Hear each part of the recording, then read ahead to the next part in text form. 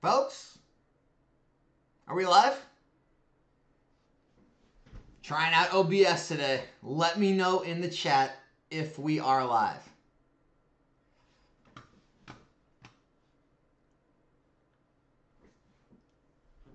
It looks like we are. Good to see. Okay, we're here. We're good. Everything's working. This is not a test. This is not a drill. Oh, where do we start on this fine Friday morning after Halloween? You guys thought Halloween was scary, but what you didn't realize is Friday morning, the drop of the new Eevee set is much more scary than anything that happened last night. Any movie you watched. I don't care if Samara jumped out of the TV on the ring again and pulled you down the well. This is much more scary than that, folks. I'm going to let a few people get in here. I'm going to let us get some viewers before we really start jumping into the meat and potatoes of this whole deal. But, yeah, I know a lot of people in the Discord have already been experiencing major issues with Pokemon Center, as have I. Orders will not go through. It seems the bots are really taking it over. I tried to order from my PC, my wife's PC, my phone, my wife's phone, did it in incognito mode, tried to use different credit cards, tried to order to my parents' house. I could not get an order to go through. Many people have. I just got one order to go through recently. I'm going to keep trying. It does seem impossibly hard to get PC ETBs. I know they did lower the limit down to 2, which they've never done before. So that's pretty scary. Not just that, I am going to respond to all of the haters in the last video. Guys, my video I posted yesterday, if you didn't watch it, make sure you go watch it. Everyone was really upset about me talking about Pokemon Center going out of stock on Surging Sparks and them saying this has happened every time before. They're dead wrong. Anyone telling you that has no clue what they're talking about. Pokemon Center ETBs have went out of stock multiple times and then came back in stock at release. It has, I don't remember it ever happening where every single product went out of stock. The booster boxes are out of stock. The sleeve blisters, the booster bundles. That did not happen. That didn't happen with Scarlet Violet Base, Paldea, Obsidian. That never happened. So anyone saying this happens every time, you're just wrong. I agree, they relist PC ETBs on release day a lot of the times, but it hasn't been every product wiped out like that. So that's the one thing I would caution everyone on believing in these comments. Other people saying that this is normal, everything's always sold out and it comes back. This isn't normal.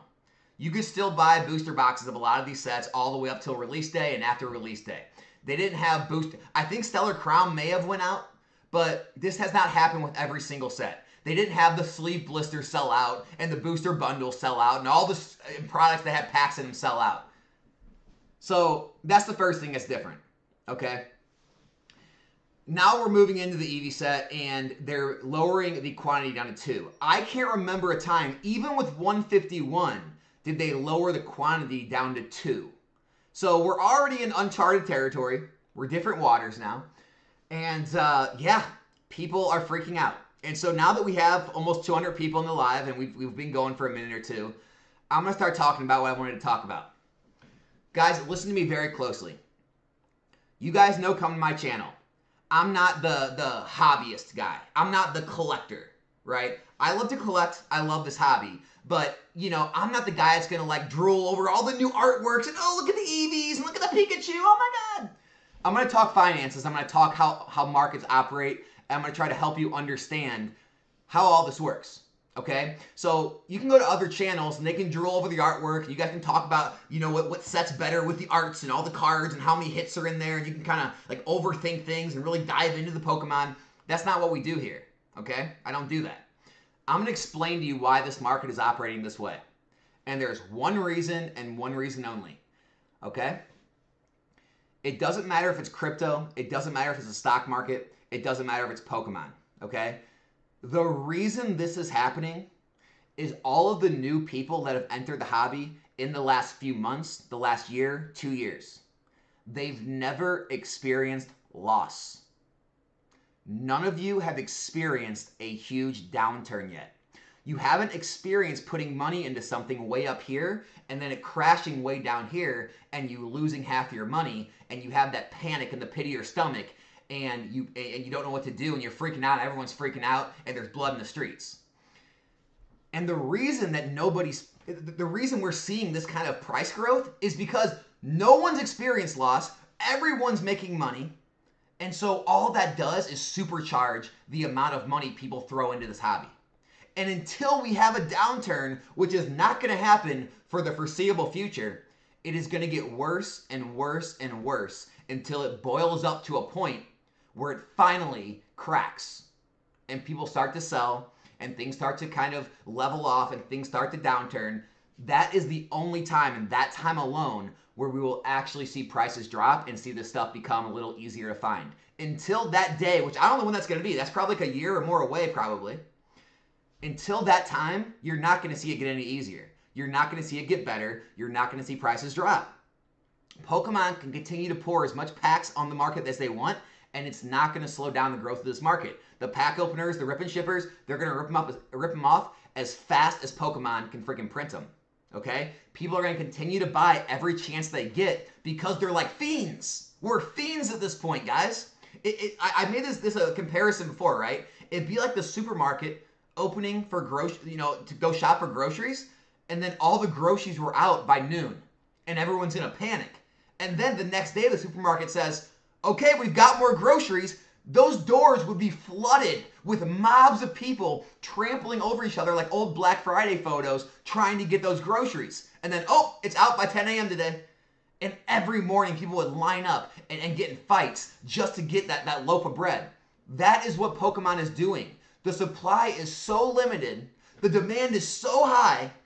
Everybody's making money, so confidence is at an all-time high. Most of the people that are new to the hobby have never went through a market downturn yet. They don't even know what loss is. I have comments on my videos saying, Alex, why would this stuff drop? There's no way a box that's $200 would ever go back down to $100 after a reprint. Has that ever happened before in your entire life? It's happened like a million times in this hobby. But people haven't been around long enough to experience it, and so in their minds, they don't understand it. Alex, there's been, 20 151 Charizards sell for $200. Why would anyone ever pay less for it? How do you think markets ever downturn? Do you think they just go up and up forever? That they start downturning when people no longer want to pay that price, and then people have to start undercutting each other to be able to sell their freaking card and find a price that someone will actually buy it at, and then it goes down from there. And this is why you're experiencing what we're experiencing. It's a free money train right now. And as long as the demand stays like this, and there's enough customers, and it's not going to stop, guys. And anyone out there trying to give all these takes on why they think it's like the next Vivid Voltage or how it's going to downturn, Pokemon's going to print it into the ground, it's going to go back in stock, all this BS, it does not matter. Anything anyone says is null and void in this market. It doesn't matter. The demand's too strong, the confidence is too high. It doesn't matter what's in the set. I know all the real hardcore hobbyists, they're all dissecting the set. Is that card playable? Look, that Pikachu's collectible. Oh my gosh, it's evolutions. Oh my gosh, they're bringing back Master Balls. I gotta really dissect this. How many illustrations? How many SIRs? What are the hit rates? Oh my gosh, this set's gonna be great because of X, Y, and Z. None of it matters. You know what? They could just put a literal turd. They could just make a pokey turd card, big turd on the card, and it's gonna freaking sell. It'll sell. It doesn't matter. They'll make a pet rock, a pokey turd, a freaking Neopet. It doesn't matter. It's gonna sell. Pokemon can do whatever they want at this point, and it will sell. And that's the truth, guys. And unfortunately, a lot of people don't like to hear it. All the, collectors, the hobbyists, the casuals, the players, they don't like this. And honestly, I'll be honest with you, I don't like this. I hate this market. I don't like to be Mr. Speedy Gonzalez. You gotta log on right when it's dropped and try to order and mash the button until you finally get an order through, and then try to go through 100 different sources just to find booster boxes because the distributors are limiting what everyone gets, and then the distribution programs, they're all getting piled into by millions of people, and so no one can get the allocations they want, and then everyone's wanting to. This market sucks for regular investors, right? But you got to play the game the way it's being played, and this is the game. I had a talk with Pokey Plumber. I don't know if he's in here, and we talked about this last night. And I was explaining to him this same concept. It doesn't matter, right? The only reason it matters is those that actually have capital constraints and you literally don't have enough money. And for those people, I do, it sucks and I'm sorry. But for anyone that does have the capital, it doesn't matter. And I'll tell you why it doesn't matter. If you can buy cases usually for like 540, 550, 560, 600, and then out of the gate, it's like a stable market or a down market, and the cases are selling for 600 at release. Okay, there's like no margin there, and it's no big deal. Okay, if you have to pay 700, 720, 750 for a case, but then at release they're selling for 850, 900, it's all relative. It's the same thing. You're just paying more for the product, but you're still making money on it, right?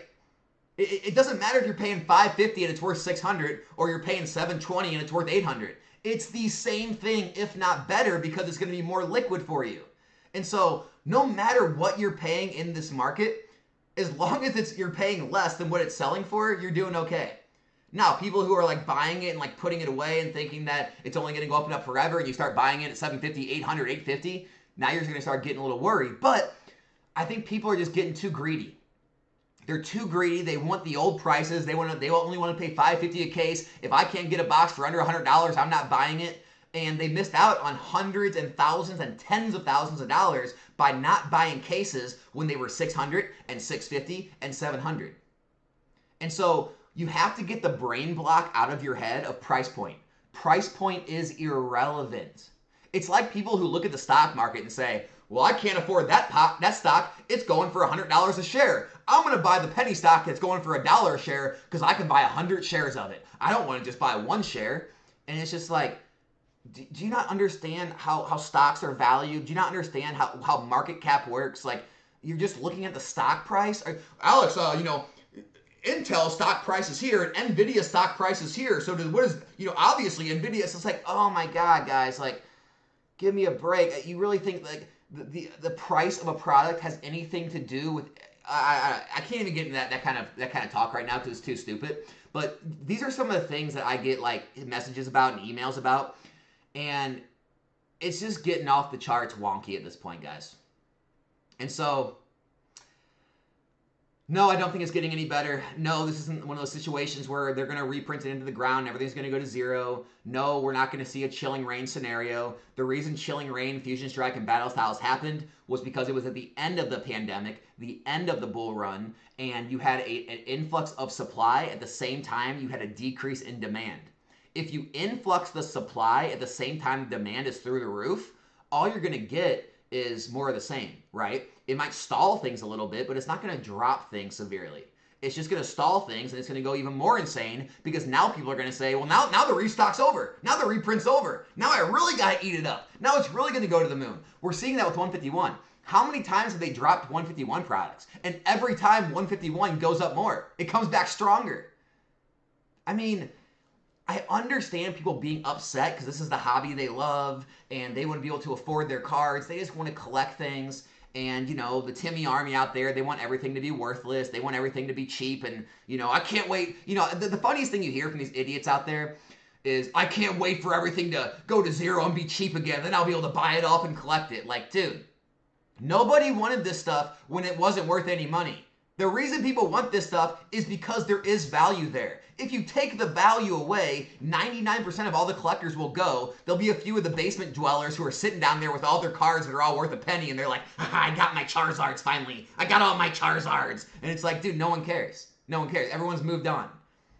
That's like this brain trick people play on themselves. Like, if everything gets cheap, then I'll be able to afford it all. Well, yeah, because no one wants it. Here, I can just name you like 100 dead card games out there where the cards are worth basically nothing. You can go buy them all up. Just go buy every single one of them. Nobody wants them. No one cares. The reason this is valuable is because people care. The reason you're here is because people care, because you care, because the value's there. It's like the whole ecosystem is made up because of value. If there's no value, there's no market. Simple as that, guys. That was really all I wanted to say. I'm just gonna kind of take your questions today. We'll kind of dive into any topics anybody wants to be discussed. But that was the main point I wanted to make is, until people experience loss, until we experience a downturn and people actually start to lose their hard-earned money and people actually start to take losses on products and that panic sets in of I listed an item on eBay or TCG Player and people didn't buy it, and then I check the next day and there's 5 people that listed that item lower than me and all of them aren't selling theirs. Until that kind of market returns, you're not going to see this slow down. You're not going to see prices drop, and you're not going to see less people be interested in buying this stuff because everyone's making money. Everyone's confident. Everyone's on the money train to the moon, past the moon. And that's what you have to understand. And that's the only thing you have to understand. Like, you know, you can get cute with it if you just love this stuff so much and you want to dive into every single card and try to see the playability, try to see the collectability, drool over the Eevees, drool over the Pikachus, and get all like, you know, crazy hobbyist with it. You can, but it's meaningless, right? This is so easy, guys. Another thing, one more thing I wanted to address. I had someone share the chart of, okay, I'm actually gonna share it on screen real quick. Let me go ahead and pull it up because this is really funny, and I just wanted to throw it out there. And you guys can make your own decisions. I get it. Everyone's entitled to their own opinion because people think I am just like some bigger than I am in this hobby or some master market manipulator or whatever people believe at this point. I don't know. I don't even try to figure it out at this point. But this was one of the things people shared in this in my Discord was the Charizard V, all right, and the massive run it's had in the past month, right? And people were drawing correlations to when I made videos talking about the alt arts to this rise and when I said that this is the most undervalued card of the era, right? And so here's the one thing I want to throw at you, okay? Just ask yourself this one question. What is more likely, that one influencer was able to influence the price of a single card that much, or a guy that's been in the hobby for 9 years, who didn't have a YouTube channel for 6.5 of those years, who was small on YouTube for, which I'm still small, but smaller for 2.5 of those years, okay? Finally starting to get a little notoriety on YouTube, but it's been a while, right? And I've been making consistently good plays, consistently good calls for all 9 years. What's more likely, that I happen to get another thing right, or that I manipulated the market because of a video I made? Just ask yourself that question and see how ridiculous it sounds when you put it that way. It's like, what about when I wasn't on YouTube? What about all the calls and plays I got right before YouTube? How about all the things I got right when I was growing on YouTube and no one even knew who I was yet? And now all of a sudden I have a few followers, I get a few views, and everyone's like, Alex, you're the reason that card went up. Well, then who's the reason all the other stuff went up for the past 9 years? Was that me too? No one knew who I was. You see how stupid that sounds? God, it's so ridiculous. All right.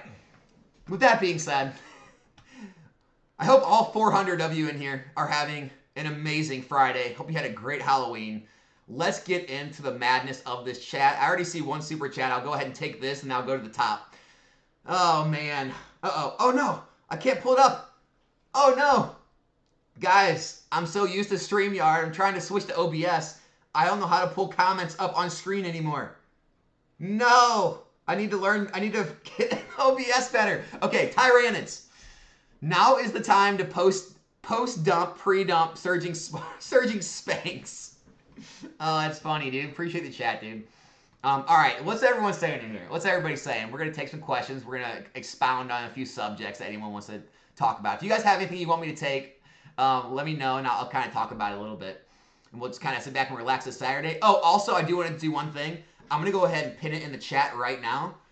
I do got this video, all right? This video is sponsored by me. I left it in the chat, and I'm going to go ahead and pin it to the old chat.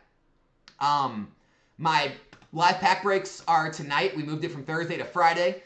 I left a link to the live video if you want to put a reminder on there, and I left a link to the website where all the packs are sold. We've got a little bit of everything. Every single Scarlet Violet era pack tonight, a bunch of Sword and Shield packs. We got Hidden Fates, we got Shining Legends, we got all kinds of good stuff. So I hope to see all of you there for the pack break. Even if you're not going to order packs, just show up and hang out with all of us. Have a good time. It's going to be a good night. We're going to pull an all-nighter, I'm sure. I'm planning on going all freaking night tonight. Nothing's going to stop us. So hope to see you guys all there for that. So there's your sponsor of today's video. It's Nostalgianomics. Let's see. I mean, yeah, the EV set seems to be the big topic of conversation. It's not getting any better. Fernando, appreciate you for the gifted memberships. Everyone who got a membership from Fernando, make sure to thank him. Yeah, I mean, I think everyone's having the same problem. Some are getting their ETB orders through, some aren't. Some are getting more than others. It's amazing that a multi-billion-dollar company still can't get it figured out. They still can't get their website figured out. I mean, I've seen YouTubers, right, that have had major like merch drops and other drops, and they've been able to make it work. They've been able to get all the orders through. Like Pokemon, with the multi-billions of dollars that they have come in every year, they can't figure out how to get their website to function properly and handle the amount of traffic that they're going to get. How do you not handle that? How are you not prepared for that? Get some more servers. Just out the phone with my IRA manager, just took out my wife's boyfriend's retirement to buy some Shrouded Fable. Yeah, guys, full transparency. I'm going to tell you right now. I have slowly been selling off some of my shares of stock at these market highs in the stock market and buying more Pokemon.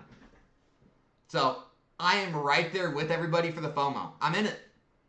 I'm putting my money where my mouth is. And I've been realizing gains.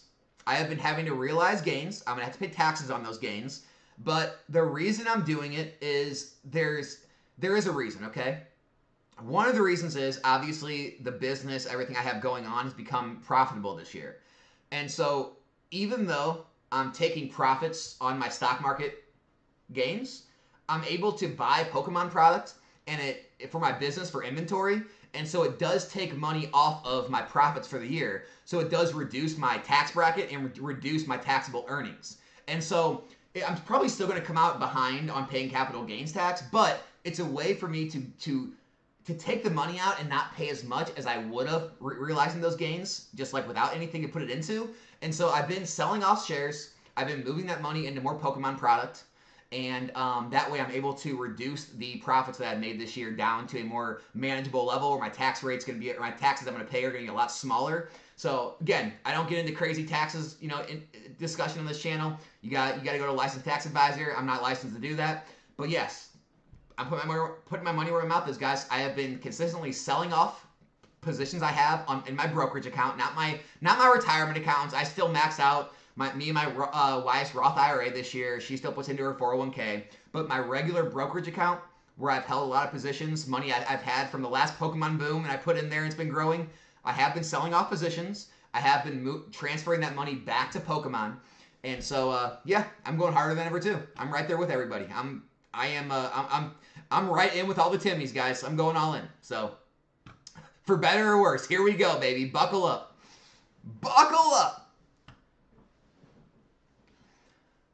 Let's see. Yeah, guys, I get it. Let's just be honest. It's a shit show. Pokemon Center is a shit show, for lack of a better term.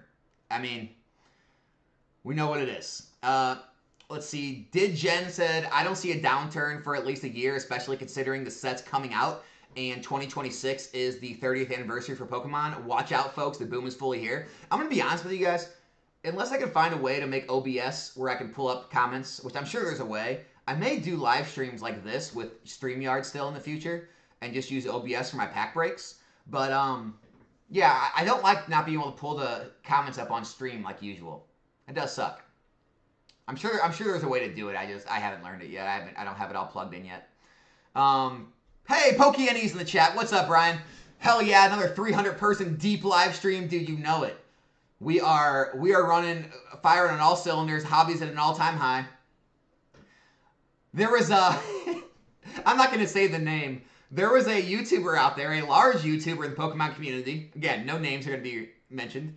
That made the claim that I was botting views, or I was botting like live viewers or my views of my videos, and I'm just like, first of all, dude, I don't even know how to do that. I'm a boomer when it comes to technology. And two, what in the world? Like, where are we at in this hobby where you have to start putting people down when they're growing? Like, I don't know, man. It's crazy the hate that you're seeing. It's not just in the community, but it's from your fellow YouTubers as well. And it's kind of wild. It's kind of wild to see. Everyone starts kind of resorting to cannibalism and eating each other at this point. Good stuff, man. Good stuff. Travis says, we know who it is. Oh, man. Good times. Good times in the hobby, right? Yeah, Team Rocket, guys, that is going to be extremely hard to get your hands on. Listen to me. If you want to be on Team Rocket early, don't get greedy. Do not get greedy. I'm not saying to FOMO. I'm not saying to pay $150, $200 a box out of the gate. What I'm saying is, if you see pre-releases come up for $600 a case or $660 a case, like $110 a booster box, buy it. It's not a bad price.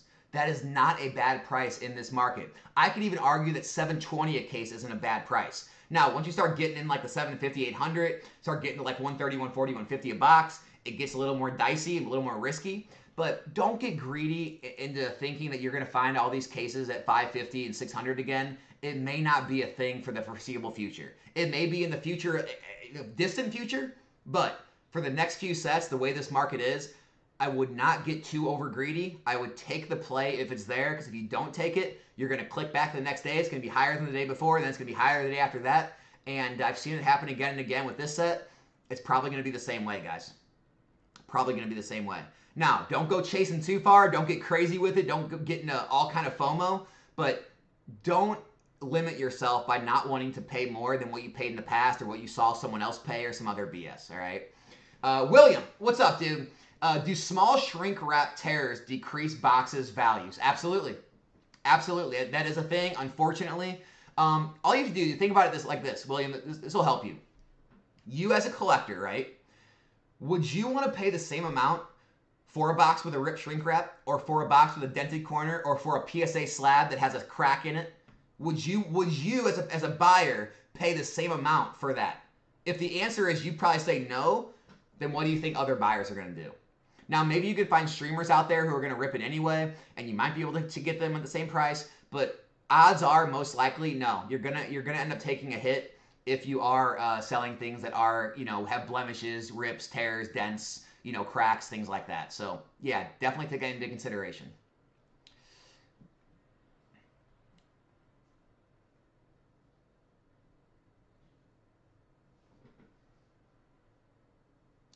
Chris says, Alex, I checked the bank. It seems you refunded me and sent me the 151 hits from the random pack stream. While I appreciate that, it's not taking food off another person's plate. I'll dono next stream. Well, Chris, I refund all the shipping charges. That could have been what you saw. So you only get charged one time for shipping on my streams. The site will charge you every time you order, but I do refund all the excess shipping. I'm only going to charge you one time. But there's no easy way on the site to make that happen, because like every time you place a new order, it would recalculate your shipping. So what I do is just make a flat shipping charge, and then if you order 10 times, you're going to get charged $6 10 times, so $60. Well, then the next day when I do your shipping, I package it all together and I refund you that $54 extra you spent on shipping. So that's like the easiest way I found to do it. So that could have been the refund you saw, man.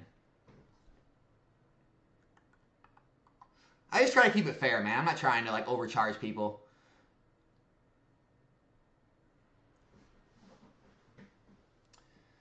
Do you think that Prismatic Evolution is going to do better? I'll tell you what, I got to figure out. If anyone's an OBS expert, reach out to me in Discord or like email me, because I hate not having the comments up on the screen. I like the StreamYard thing, how you can just click on them. This sucks. This sucks how I can't put them on screen. I don't like this. Okay, Pokemon analysis. Do you think that Prismatic Evolution is going to do better than Surging Sparks? No, I don't think so. I think the PC ETBs will likely do very, very well, and they'll probably be on the same level as like a Surging Sparks, PC ETB, or Booster Box. But no, I don't think the ETBs are going to outperform Booster Boxes. Guys, here's the thing. 151 has been the only specialty set in the last 4 years that's really performed extremely well. Champion's Path came out during the pandemic, so that one is still sitting at $100, which is basically double from $50 retail, but it's been sitting at $100 for years and years with no movement. Celebrations did very well out of the gate, but it's been sitting at like $80, which is a good gain if you look at it overall. But other than that, specialty sets just haven't done extremely well overall. Now, you could say this is going to be on the same level as 151. It could. It could. So I'm not saying it isn't going to. I'm saying better booster box sets have better odds of doing good than specialty sets. The fact of the matter is people just like booster boxes more than ETBs. It's why some people tend to go for Japanese sets on specialty sets, and then they invest in English sets on regular booster box sets. But, you know, I mean, I think it's going to do extremely well. I think the PC ETBs will do better. Regular ETBs, they'll probably do okay because it's a great set, but I doubt it's going to be a 151 scenario, but I could be wrong. This market's crazy. We'll see what happens. We'll see what happens.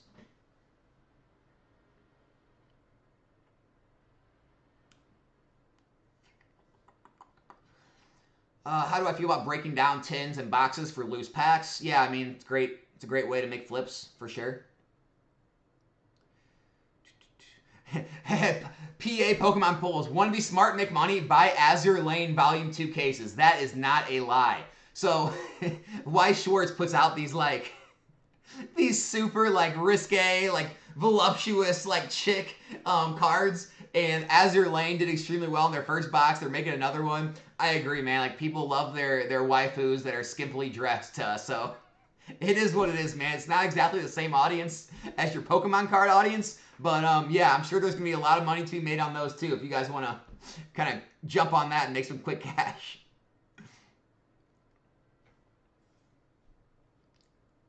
Yeah, CPM, that's a great point. You know who's been around when a downturn happens. Whoever is the least emotional comes through the other side the best. Yeah, so guys, anyone who is newer to this hobby, you haven't been through a downturn, understand this one thing, guys. It will happen. It will happen. I don't know when it'll happen, but it will happen. Nothing goes up forever. Everything goes through corrections. I'm not saying it's going to crash the way it used to or the way it did during COVID, but there will be a downturn. And there will be people that experience loss for the first time. There will be people that lose hundreds or thousands, maybe even tens of thousands of dollars, depending on how crazy they went. There will be panic that sets in. There will be panic selling.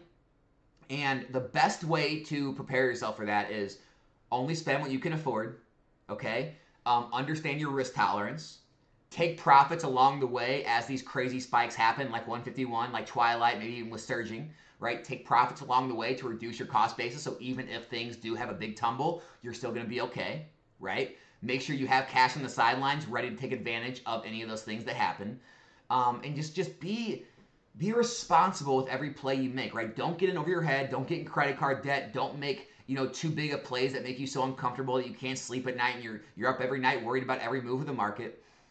You'll be able to tell people that did those things when we do have a downturn or things do cool off. Now, again, I don't think we're anywhere near that. I think we have a year plus for that even it comes into conversation.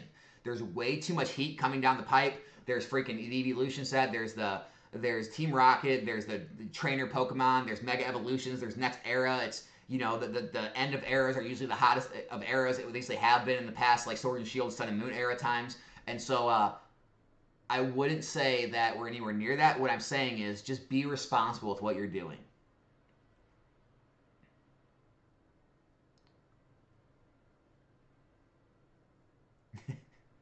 I love everyone, like all the memes. Taking out mortgages, taking out HELOCs, taking out this, cashing out my 401k. It's so ridiculous, man.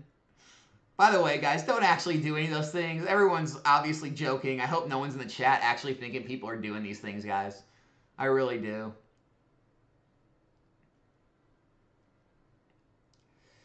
What else have we got going on in this crazy chat? Tyrannid says, panic selling equals whales will feed. Feeding frenzy, baby. Oh, man, the feeding frenzy's coming. I don't really collect other stuff, Jordan. I have started to buy some Magic the Gathering products, the ones that I've been coached into buying. I don't know like how sure I am of it, but I've started to kind of just throw my money around at other things that people have told me are, due to perform well, people that are real deep in the Magic scene. So I'm starting to kind of test the waters everywhere right now. In these kind of markets, when you do have cash laying around and you can't afford risk, these are the times where you can make insane amounts of money very quickly and you can cash in. And so I'm just trying to make a lot of different plays right now on pretty much anything and everything that I think can make a quick profit, because it just makes more sense than sitting in cash. As crazy as this sounds, it actually makes more sense than sitting in safer things like index funds or mutual funds for me. For me, not for you.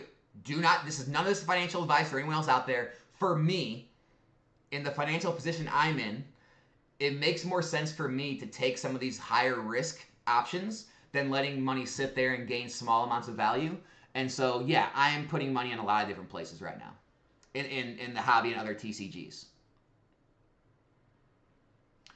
What are your thoughts on the benefits of flipping a box for 100% gain in 1 to 2 years versus holding 8 to 10 years? Obviously, it's high risk, high reward, but interesting to think about. Just depends on what you're wanting to do in the hobby. Depends on how active you're wanting to be with your investing. Depends on if you're wanting to more run like a side business or run more of like a passive investing thing where you don't really think about it. Here's the thing, guys.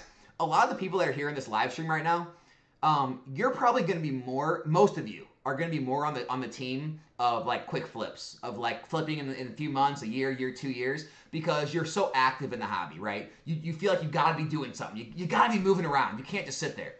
Other people who are more just like passive investors, they don't want to take the time to keep up with the market. They don't want to be fully engaged in the market. Kind of like Steve, you know, the evil investor that I have on the channel sometimes. He's a true investor, right? He doesn't care about Pokemon. He doesn't care about the characters. He has no attachment to it. He's just here for the money, the finances behind it. People like that, they're just going to put things away and they're just going to let them sit, and they're not going to pay attention to all the news stream and all the market ups and downs. And then they're going to sell, you know, in 3, 5, 7, 10 years. And so for them, it makes less sense. For people in this chat right now and people who watch every video or engage in Discords all day long, you guys, it might be a better idea to flip because you're more active and you want to be a seller and all that. So it depends on what your strategy is. It depends on what your lifestyle is. So yeah, it can definitely make more sense financially. You can make higher gains. Look, I said this before. Your income is always going to be your strongest wealth building tool, right? Dave Ramsey says that, if you guys follow him. Your income is always going to outproduce investing, right? Until you get to like crazy amounts invested, like you have $10 million invested and then 10% a year makes you $1 million, right? But with most people, they're not going to make more off their passive investments than they are working, which that's what flipping is. It's working. You physically taking the time to buy and sell, that is a form of work. Therefore, you're going to make more gains doing that, but you're going to have to work more. So you have to decide for yourself what you want to do. But yeah, you will make more doing that. So of course, if you want to sell after you make 100% gain and flip into something else, go for it. Keep up with the markets, keep up with all the different products, move money here to there and there to here, for 100% for sure.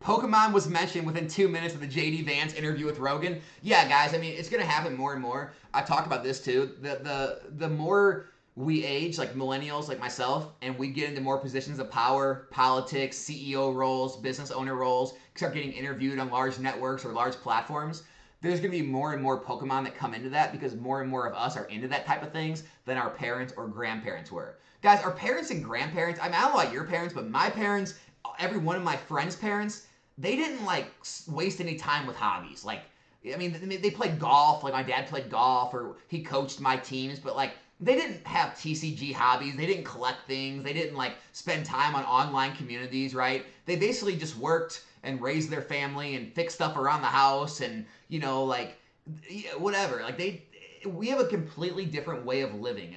Our lifestyles have completely changed. Our interests have changed. The things we spend our money on have changed. The things we invest in have changed.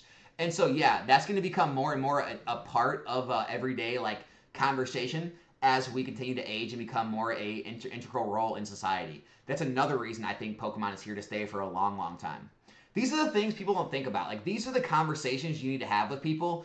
I understand like people who are really about the cards and the hobby, and I'm not trying to talk down collectors, but collectors who don't think about the finances and like the macro picture, they miss a lot of this, right? They're too focused on the art and like what artworks they like and how hard things are to hit and how rare things are. This is rarer than that. This has a low pop report, so that should be worth this. And they're worried about all these real integral things that they do have value, they do have importance, but I feel like the macro things right now have much more importance in this market than all the micro things. And that's why it's so easy to predict these market cycles when you're an investor.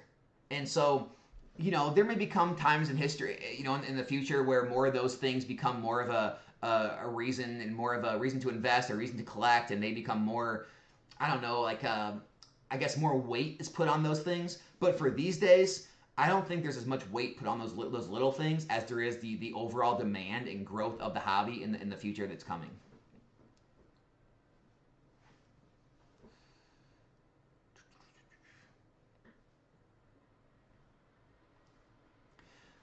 Yeah, I saw the Prismatic Evolution set said they have 32 SIRs and Master Ball rares and no IRs or something.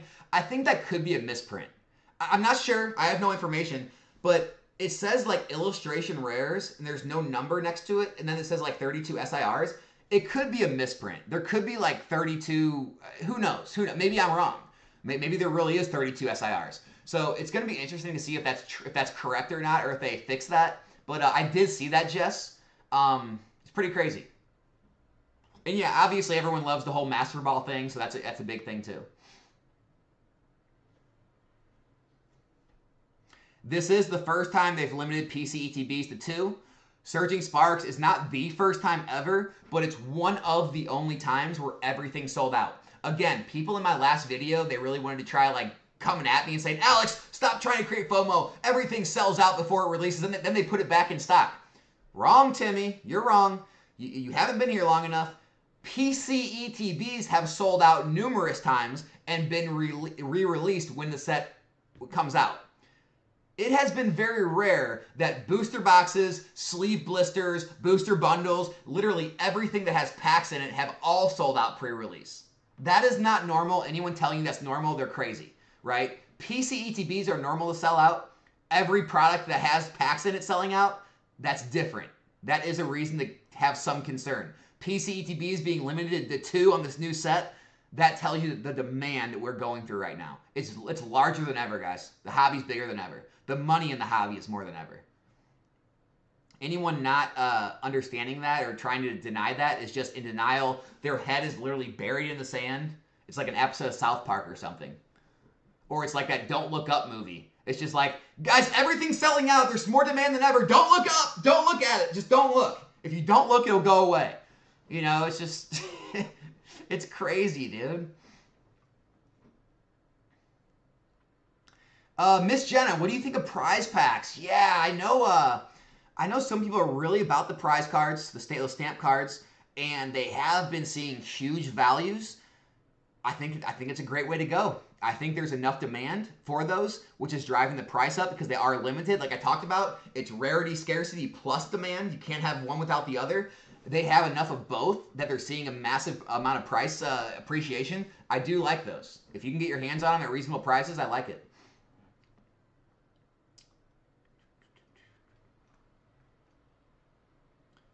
All right, where are we at? Hold on. We got... Quentin said, how did you originally sell your sealed product when you first started, and how did you transition to more serious business? Like from selling on a marketplace to having a website doing shows. Quentin, look, eBay and TCG Player are still where some of the largest businesses in this entire business still sell their products. Anyone who tells you you need to sell at shows or Facebook Marketplace or Instagram, they're out of their minds, right? Most of the largest sellers in this entire business are still on those sites. It is what it is. I started out selling on eBay. I still sell a lot of product on eBay today. The fees are there because they provide you the customer base. They provide you a certain amount of seller protection. Put it this way. Just today, I had someone reach out saying, I want to return one of my PSA 10 cards that I bought from you. I think it's not in the condition that I want it to be in. And I said, and it was one that went through eBay Authenticity Guaranteed. It was over $250 a card. And I straight up told them, I don't accept returns on PSA cards, right? A third party graded it. That's the grade you bought. That's the grade you got. And they tried to open a return request. eBay stepped in, shut it down, said you're not getting your money back. We authenticated it. You agreed to buy that PSA 10 card. You're keeping it. And that is the protection that eBay gives you. And so that is why I like eBay Authenticity Guaranteed. I like the fact that you can ship overseas with eBay's global shipping program, not to worry about that. I've had items lost overseas before, and eBay steps in and they take care of the customer. I keep all my money. eBay provides me with all kind of customers where I don't have to market, right? Go, guys, Pokey and I don't know if Brian's still in here. Go ask him. Ask him how much money he spends on marketing on all the kind of different sites. Ask him how much content he has to make to market his business. It's not like you start a site and you have customers. You have to consistently go out and find your customers and bring them to your site, right? eBay, the customers are already there. They do all the work of finding the customers. TCG Player finds the customers for you. They bring them to you. That's why you pay the fee. And so, depending on how you want to run your business, that's up to you. I still sell a lot of products on those sites because my customers are already there. I don't have to do any work.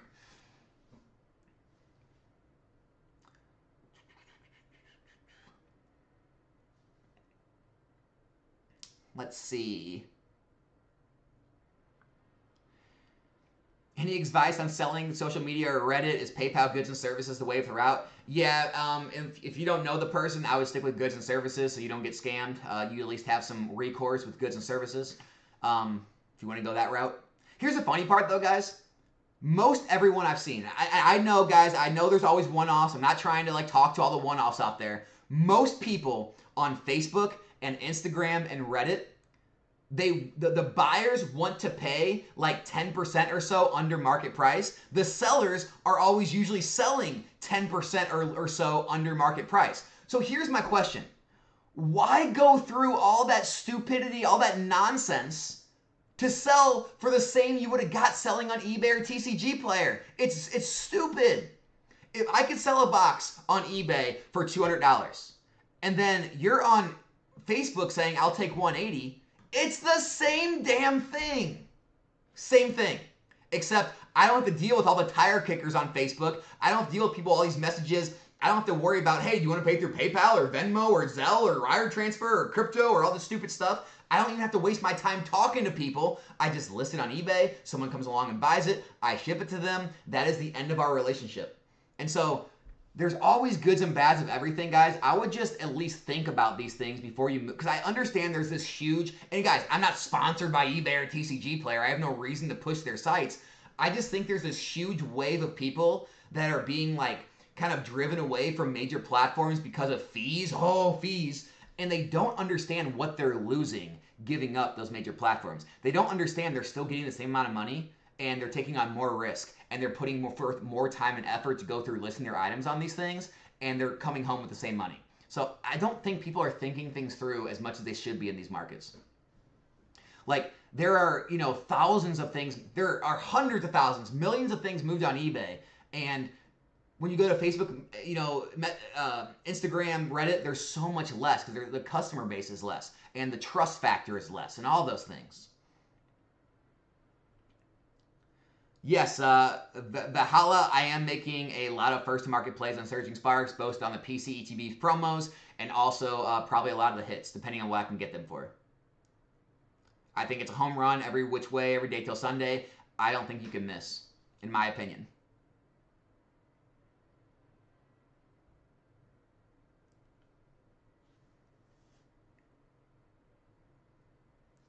Greg Thomas says, you don't want to start an investing channel, crypto stocks? Seriously, I would love it. I have thought about that. I have talked to other people that have investing channels.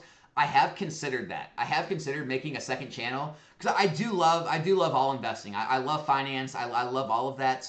Pokemon's kind of like the culmination of both. But I definitely do relate to finance bros, I think, a lot more than some of the real deep Pokemon hobby enthusiasts. And I've really come to realize that more and more over the years. Even talking to some of my close friends in the hobby, I always have to stop them and say, hey, yo, stop. I do not care, right? I have to stop people sometimes. Like, dude, I don't care. Like, people sending me all their screenshots of the Pokemon Pocket app and all this stuff. Like, dude, I just don't care. I don't have time in my day to worry about playing the little cell phone game. I get all the arts all pretty and beautiful. But, like, I like the finance side of Pokemon a bit more than I do all the artsy stuff. And so, yeah, I mean, I definitely have a good crossover here, but I have considered that for sure. Republic, wait, I can't even see the whole name, hold on. Republic Bricks, right? Lego guy. Vivid Voltage is the best buy on the market. Vivid Volt, are you serious? Is that a troll or are you serious? You donated $4.99. So I feel like that's a serious thing. You super chatted that. Are you for real? I'd like to hear your your idea behind that. Josh R said, I got a ton of ancillary products. How do I offload it? Josh, a lot of the time it's going to be breaking it down and selling the packs just due to shipping constraints. And then like, selling off the promos if they're worth anything. That's probably going to be your best bet on a lot of the ancillary product. Yeah, I mean, hey, reach out to me. Reach out to me. If you're looking to offload it at a reasonable price, I might always buy it for the streams. So, yeah, let me know. Yeah, guys, if you guys are ever looking to offload product, look, I'm not going to lie to you. I don't pay the best. I probably pay as good as everyone else. Like, XY, Sun, and Moon stuff, depending on what it is, I can get up to 90-95% on some of it. Not on, like, things like Primal Clash or Ancient Origins, things that have seen major spikes, or XY base. But a lot of the stuff I pay really good on. Other stuff, it's going to be down like 85-80%. Yeah, I usually pay anywhere up from like 80 to 90+% on a lot of the boxes. If it's singles or slabs, it's going to be under 80%. I'm not going to lie to you. I don't like to take a lot of that stuff. But if you're looking to offload a lot of it to a trusted source, looking to get paid cash, PayPal, friends and family, whatever, I definitely can take your singles and slabs too. But I pay more for sealed product. I will say that.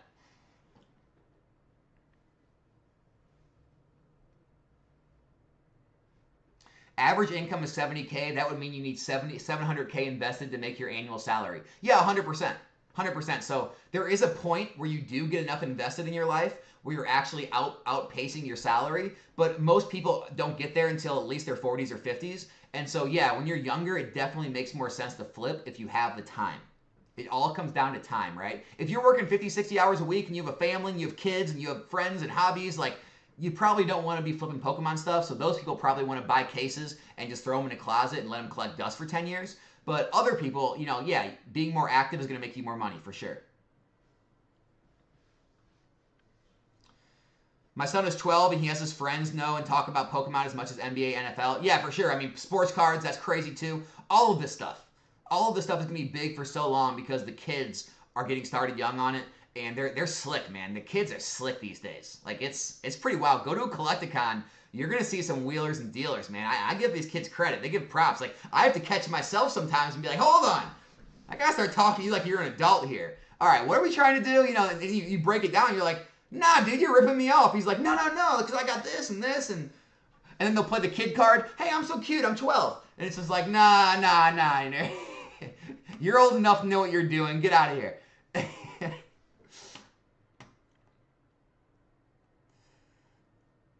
EV promo revealed on PC. First 9 collectibles. Appreciate the super chat. It is revealed. It looks crazy. It's going to be a home run, guys. I mean, it is what it is. Like, I'm sure, like, you know how it's going to be. You wait for it. You'll have people come out of the woodwork in the next few months before it's released, and they'll talk it down. Well, it's not that great because of this or that. It's like, it's so tiring at this point, guys. Like, I don't care about why you think the artwork isn't good or the set's not good enough as you expected. It's going to be fine. It's going to be a home run. Anyone that tells you different is crazy. Dude, I got limited on PCTBs. I only got like 2. I haven't been able to get any. It sucks. I'm screwed. Holy crap, we have tons of super chats I got to get to. Hold on. Wait, Sebastian retracted their super chat. What happened? Sebastian, I appreciate the $1.99. Or did you retract it all? Republic Brick seems to be serious about Vivid Voltage. Okay. We got Sim. Sim says, can we pass you money for you to help us pre-order? I can't help. I can't get my own pre-order. Pokemon Center it's a shit show, guys. Like, you can't get any. I can't help. Sim, I would help if I could. If I could help you, I seriously would help you out. Hey man, do you notice vintage slabs going up? How do you feel about Jolteon First Edition PSA 9? A lot less than a 10 seems like only going up. So yeah, Friends of the Night. I invest in Modern Sealed. I believe it is the safest in the entire hobby. I believe it has the most upside, as it's proven to have in the past 10 years. And so that is where my money goes. If you are trying to make plays in vintage, I don't know that exact card, like the price point between 9 and 10. What I will tell you, though, is when the price disparity between the 9 and the 10 get too large, So say the 10 runs up to like $1,000 and the 9 is still at 100. I don't care what the population is. I don't care if people are saying, well, Alex, the 10 is a pop 50 and the 9 is a pop 1,000. I don't care. At some point, the customer base gets too small for the card and the 9 becomes so much more attractive just because of price point, and it will run up and it will perform better than the 10. And so if it's a situation like that with the Jolteon or another card, I would definitely consider buying the 9. I don't know if the Jolteon's like that. There is a limit, right? If the 10's like $500 and the 9's like $250, then the 9 may not perform as well as the 10. It's only once the price disparity gets to that like 8x, 10x, 12x, like 800 to 1200% or something like that, more than the 9. Those are the times where I would start going for the 9. If it's only like, double or maybe triple like what the 9 is, I don't know. The 9 can still underperform the 10. So it's a card-by-card basis, friends of the night. And I don't know off the top of my head what the Jolteon's going for right now. So keep that in mind, if that helps. Yeah, Pokebeard. I'm upset with Pokebeard. I'm not really upset with him, but yeah, Pokebeard, great content creator, one of the few that don't sell overpriced packs on breaks. Good to see you here. Oh, it's so funny. Yeah, Pokebeard. I keep trying to get him on. Oh, there he is, Pokebeard. I keep trying to get him on the channel, but every month he's busy with something else. Every month he's got something new he's got going. So the plan is to have Pokebeard on the channel eventually. But man, we can't find our schedules to work. I mean, Pokebeard, how long have I been talking to you now? For like, I don't know, 8 months or so? We've been talking for a long time now. And we just can't find a good time that works for both our schedules. And so eventually we're going to have a live stream together. When that is, we don't know. Hopefully at some point our schedules work out. Yeah, man. Happy to see you here, brother.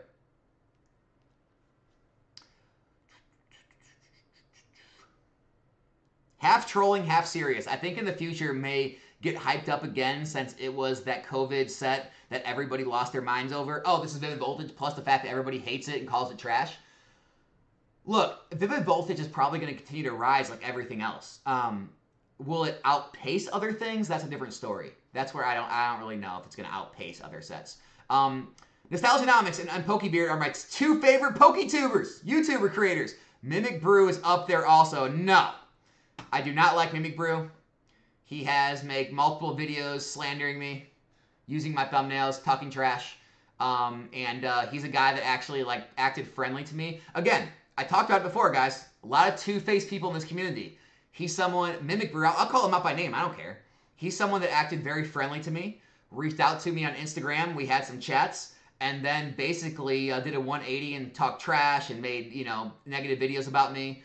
And so no, he is someone I will not be having on the channel, and I do not have any, I don't have any basically remorse for people that are kind of two-faced like that. So there you go. There's your drama of the day. Enjoy. Chew on that for a little while, guys.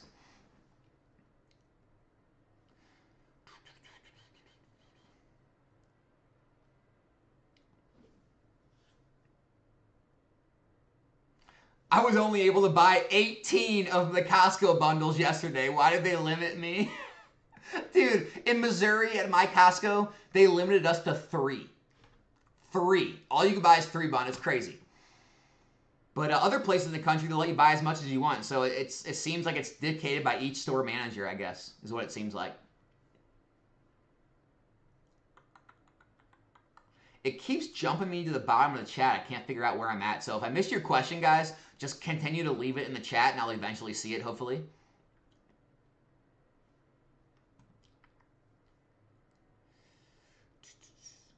Be thankful we have an opportunity to pre-order online. My grandpa used to stand in line in the snow on Christmas Eve to get one pre-order of a toy truck.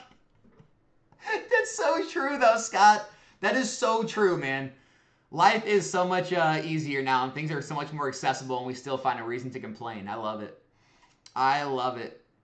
Pokebeard is scared. No, you think I'm having him on to, debate him over something? No, I just wanted to have Pokebeard on to chat and have a good time, guys. No one's scared of coming on the channel to chat. Oh, it's so funny. Maybe next Friday? No, I mean, he's got. I'm not going to blow up what he's got going on.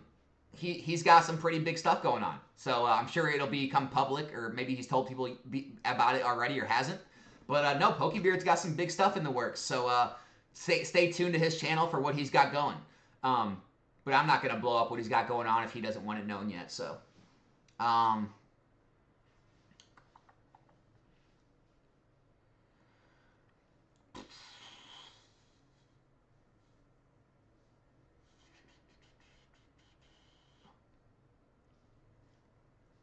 yeah, there's Pokebeard. At least 6 months now. I got you, brother. We're good. We're gonna get it at some point, man. Hey, Alex, planning on grading into the strength, going to show tomorrow. What are your favorite grading plays right now? I told you. Oh, wait, maybe I didn't. Well, I think I did, because I made a Patreon video in October. But I think I also made a video on my channel telling everybody. It's the alt arts. I've been saying the alt arts now for like over a month. They're already starting to move. I would say any of the alt arts that haven't moved, not all of them.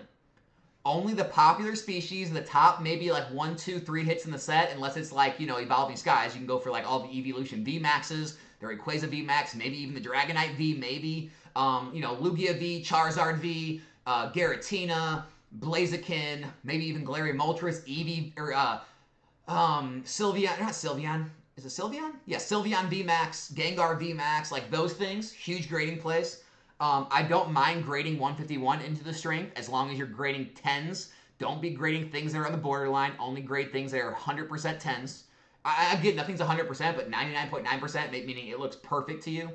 You know, things like a Bubble Mew. Anything to where the PSA 10, if it fell down to its old price, it's still less than what the raw is going for. There's still a margin built in there. As long as that stress test makes sense, I'm not worried if the raw card falls or the PSA 10 price falls in the time I'm having it graded. I'm still going to come out ahead. But yeah, all my orders right now, I've got a lot of that stuff in grading right now. As well as any illustration rares that have huge multiples, like an SV base, Paldea, or Obsidian, that I can find PSA 10 quality candidates. Those margins are unbelievable. They're like, you know, 10x.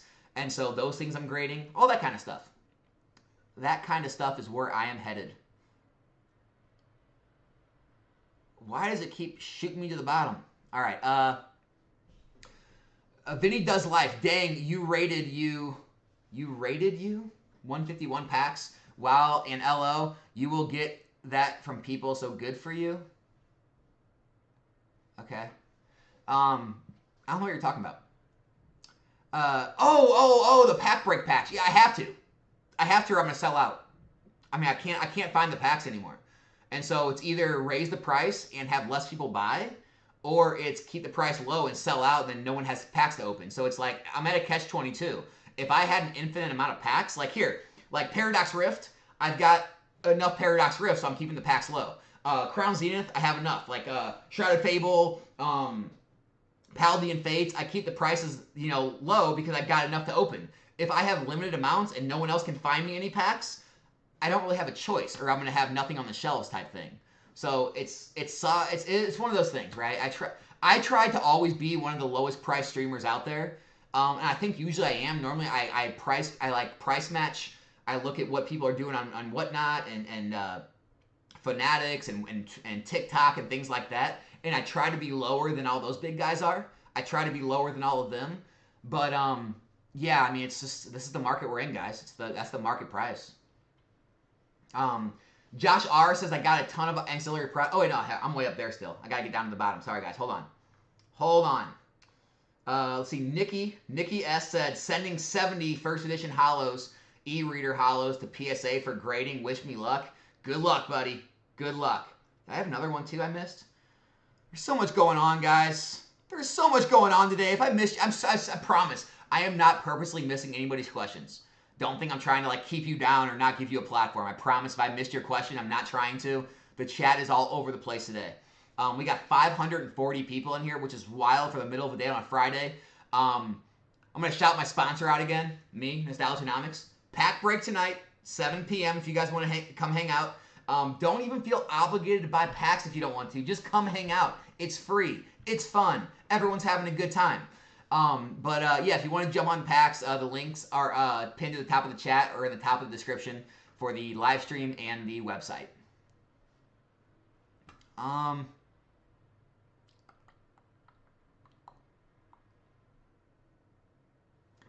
Alex, let's hear you speculate on a time frame for CZ to hit its stride and start trending up. Does Sea and Sky need to go out of stock? Yeah, probably. Unfortunately, specialty products are a lot more tied to the price per pack than booster boxes are. Booster boxes can actually skyrocket even if the pack price is still low because the box itself becomes valuable. Usually, other than PCETBs, a lot of the other products really kind of hang out lower while the packs are lower. So yeah, I do think that Sea and Sky and the packs need to kind of work their way through the system before the sealed product rises. I love this. Johnny Blinks. I love this. Hey guys, I get this same comment in every video and every live stream, and this is kind of this is what I call the Timmy mindset. Johnny, sorry, bro, I gotta shout you out. Who's going to buy these boxes in the future if only people buying up the stock are scalpers? They're scalpers. So guys, again, I've been in the hobby since 2015 in the beginning to middle of XY, and I got real serious in the hobby in like 2016. I have heard this every step of the way. So if you're new to the hobby and you're hearing this stuff and you're freaked out, people said this with evolutions. Guys, if you go back 4 or 5 years, 6 years, go back and look what people are saying about evolutions packs. They were saying, these boxes are everywhere. They were overprinted into the ground. They're never going to rise. Who's going to buy them if they do rise? And people are now paying over $800 for them. Roaring Skies got printed. Primal Clash got printed down to under $70. They were like $70, $75 on eBay. Okay? They're now going for $800 to $1,000. Who's going to buy this in the future? There's people buying them every single day, right? Every XY set, every Sun and Moon set, every Sword and Shield set. Go click on eBay and TCG Player. Look at the sales history. They sell every single day. The buyers are there. People actually like to collect this stuff. People actually like to open this stuff. That mindset is what limits you. That's what limits people from being successful in this hobby.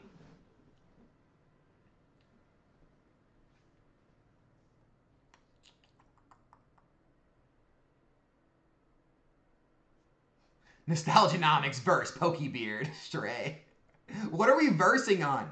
Pokebeard, I don't watch all your content, but I don't really know what I would be versing him on. Like the dude just like gives content, like market content, lets you know what he's doing and what are good investments or bad plays, what's falling, what's rising. Like, what would anyone have to like beef with Pokebeard for? I don't get it. I don't got any. I certainly don't have any beef with him. I will say something, Pokebeard. Hey, I see you. I hope you're still here. I will say something. And this, hold on. Pokebeard said, I've also got a ton of messages that keep saying Mimic Brew copied my Market Monday, LOL. Dude, Mimic Brew, he's kind of a slime ball, guys. He's kind of a slime ball. He's kind of sleazy. Call it like it is. Call me starting Poke Drama. I don't care, guys. Here's the thing. I just told my buddy about this. He was, because someone else just like, they shared me a clip of someone saying something about me, and people like share me comment sections of people saying stuff about me. And I literally told my friend this. I go, dude, I am too busy at this point to care. It's not me like, saying I don't care. I literally don't care. I have way too much going on. I'm stressed out of my mind just keeping up with all the business things I have going, just keeping up with all the things I want to do, keeping up with my own content, my own channel, my own pack breaks, my own business, my own everything, that I don't even have time to watch all this content and care what people are saying about me. I'm just moving forward, right? I'm sprinting ahead, and anyone who's yelling is just kind of like voices in my ear. It goes in one ear and out the other. I don't care. Right? And I think when you have too much time on your hands, you can care more. I have zero time on my hands. I barely have enough time to like hang out with my wife and family these days, much less care what people online are saying about me, right? Like, I just don't care. Maybe if I had time on my hands and I was just bored all day, it would like affect me, but it's just like, dude, I don't even have time to read it. What do they say? Okay, great, good for them. Like, I hope they're successful with their own deal. I don't care. There's the who's going to buy these boxes. Dang it. Keeps shooting to the bottom. Sorry, guys. Trying to scroll back up in the chat. Hold on. Okay, there's Nikki's super chat. All right. Got it. Let's see. Carter's Corner Pocket says, good video on GameStop and the grading services. When the dude said GameStop should go full 360-degree flywheel, I thought of Homer Simpson designing the Homer car. AA Alex says, how much time do you spend grading per week, roughly? These days, not as much, man. I've really kind of shifted my business to other aspects, so I'm not grading as much as I used to. But how much time? Oh, time do I spend? Not much, dude. Like, I pre-grade the cards in person now. So I only really buy from local card shops. And so I spend basically whatever time it takes me there looking at the card and buying. When I get home, I just throw them in semi-ridges, and basically when I have enough, I send them in for an order. So I don't really, if I need to like touch them up a little bit with Kurt's Card Care, you guys know I'm a Kurt's Card Care fan.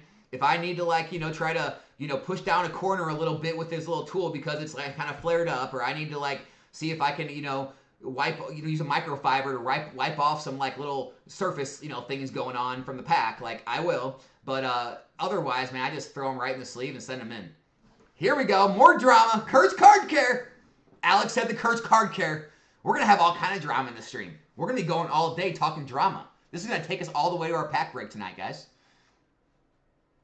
Alex, what do you think of the 3x strategy on ETBs? Buy 3, sell 1 to cover part of the cost for long-term hold. Yeah, guys, I'm a fan of.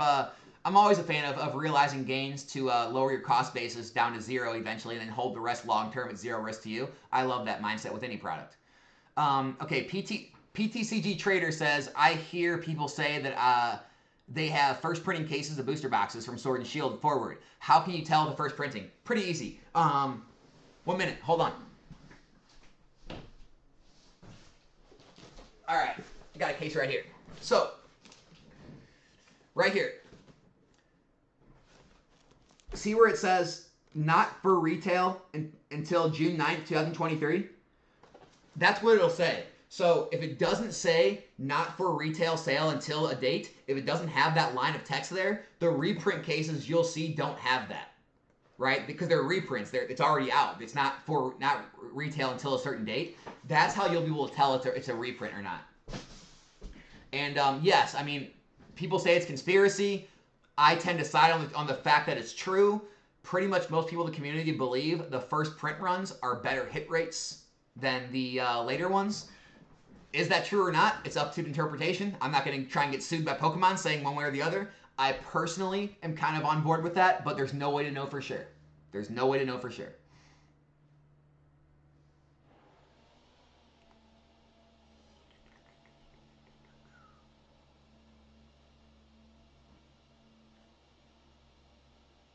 Here, oh my gosh, this is the stupidest thing I ever heard. Johnny blinks again. He said that same statement. Who's going to buy these in the future if only people are buying our stock or scalpers? As a collector, I'll never buy for aftermarket price on any box of cards. I'll just simply miss out. That's the stupidest thing I ever heard. So that means if you want to collect any vintage box, any box that you had that before you got in the hobby, you're not going to collect it, right? What if you weren't in the hobby for XY? Are you just not going to pay, $800 for a Primal Clash box ever? What if people got in the hobby at 151 and they weren't here for Evolving Skies? Does that mean they shouldn't pay $700 or $800 for an Evolving Skies box? What about people who paid $700 for a Team Up box because they weren't in the hobby in Sun and Moon and now it's worth $3,000? What about those people? That is the craziest thing I've ever heard. Does that mean you're never going to buy a vintage card or any card like older than when you got in the hobby because you weren't there and you couldn't get it at release? That is the craziest mindset I've ever heard, bro. Like, think these things out before you say them. That is stupid. That would mean you got in the hobby in 1999 and you never left. If that's you, congratulations. That means anybody who got in the hobby after 1999 should never buy anything prior to the date they got in the hobby because they missed it. Like, do you see how crazy that is? Oh my gosh, that would mean you think that nothing should ever sell. Like, nothing should ever sell at a premium, the market should never rise. Like, these are the wild ideas the Timmies have, guys. This is true Timmy mindset at work here. Craziness. Or what about people who just can't afford it right now, right? They're in high school, they're in college, they don't have a job right now, they can't afford to put that much money to work, and then later on in life, a year, 2 years, 3 years later, they got a raise, they got a better job, they inherited money, whatever it may be, and then they want to go collect now because they can afford to. Does that mean they just like forego any set they missed while they didn't have the money and couldn't afford it? You see how stupid that is? No. They're going to go back and say, well, I get Paldea Evolved is $300 a box now, but I didn't have the money to pay $140 for it back then. Now I do have the money. I want that in my collection. And that's how collections grow, and that's how prices in the markets get sold and grow. Like, it's that simple. Like, you need to think these things out before you talk, man.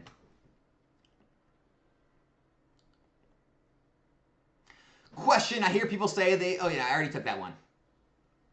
I already took both those questions. All right, all right. Jeff said, Alex, which product sets do you recommend someone start buying first to start selling on eBay with a couple $1,000 and no distributor? I don't recommend that. I don't recommend any of that. You can't, it's near impossible to make money flipping modern sealed product. In this market, I understand in this market it seems possible because you might be able to get lucky on some sets and be able to make a quick flip and make money. Normally, there is no profit in modern sealed product unless you have your own website, you have crazy low distribution, which even I don't have access to low enough distribution to eat eBay fees and shipping and still make money, or TCG player fees and still make money. And so if you're trying to make money, I would say buy out collections, buy out single cards and sell them for a profit, grade cards and sell for a profit, get into TCG bulk. Like, there's a lot better options than trying to flip sealed product because there's too much competition and there's too many people with relationships that get lower prices, that have lower fees on eBay TCG Player, that have bigger, reviews and relationships on these other sites. It's very hard to start a business with sealed English product, man. It's the hard truth, but I got to tell you, I can't be one of those people that gives you like unrealistic expectations. Sorry, Jeff.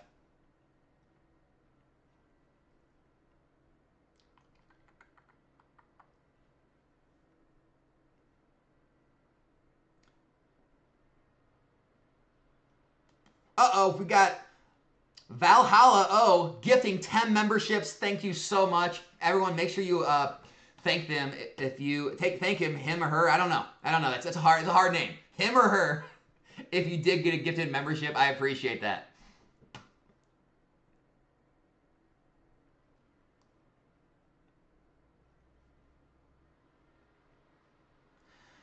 Goji said, Alex, at what point does Pokemon go to MTG route and raise prices across the board to try and take over a secondary market? Do you think we see 180 to 200 booster boxes on release next year? I mean, we're getting close to that on Surging Sparks. I think 160 is probably realistic. I would venture a guess we might see Team Rocket set go to 160 at release. 180 to 200, that may happen with Surging Sparks like a month, 2 months after release, or Team Rocket. At release, though, that may be a hard pill to swallow. I do think the price is going to rise, though. I agree.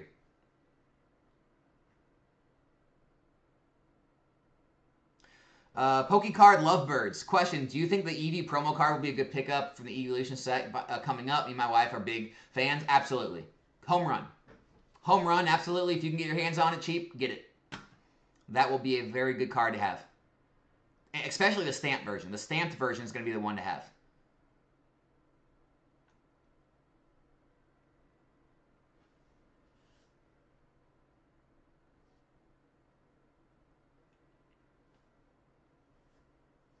So Drew Lou said, so if this is true, these cases have a premium cost on eBay? No, so guys, eBay and TCG Player is market price. All right, that is widely accepted as market price. Pokemon has MSRP, which is manufacturer's suggested retail price, but market price is what is determined through all the sellers, all the largest sellers in the hobby, that all determine what a price is going to be based on what they list their prices at and undercut each other down to on those major platforms. If you find a cheaper price off of those platforms, you're buying them at a discount. I would say those are not inflated. Those are the real prices. Anything under that is a discount. But you can say it either way. It doesn't matter. It's just opinion.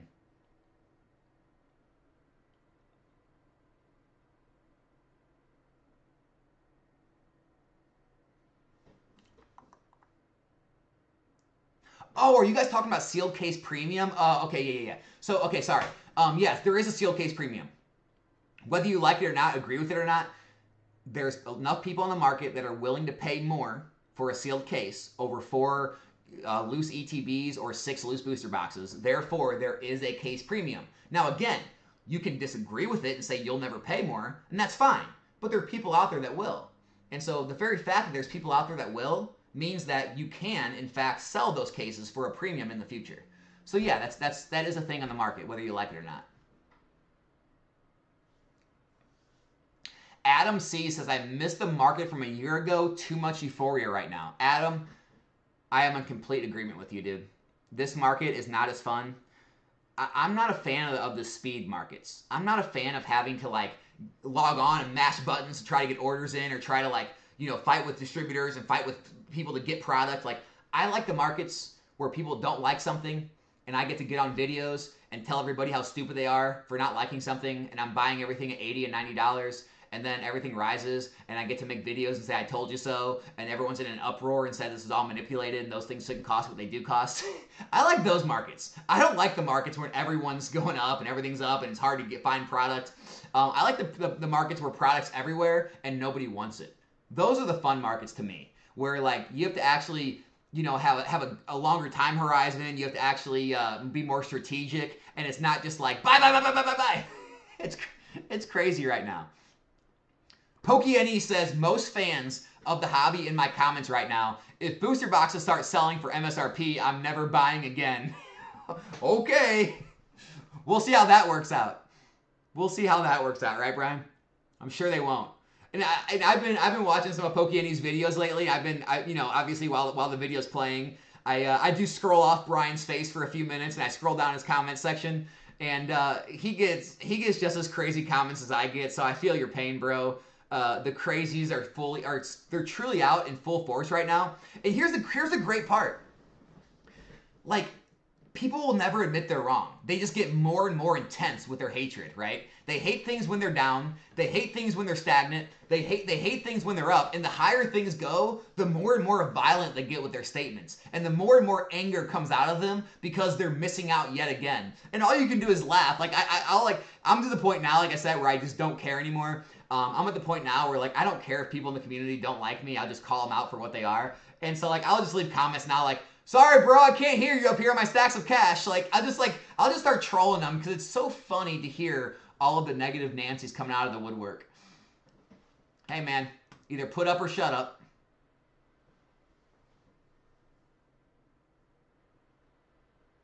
And what's funny, here's the other funny part about the negative Nancy's too, and all the trolls. It's like, they're like, Alex, just wait till all this stuff comes down. You're going to lose infinite amounts of money. And I'm like, bro, I'm taking profits all the way up.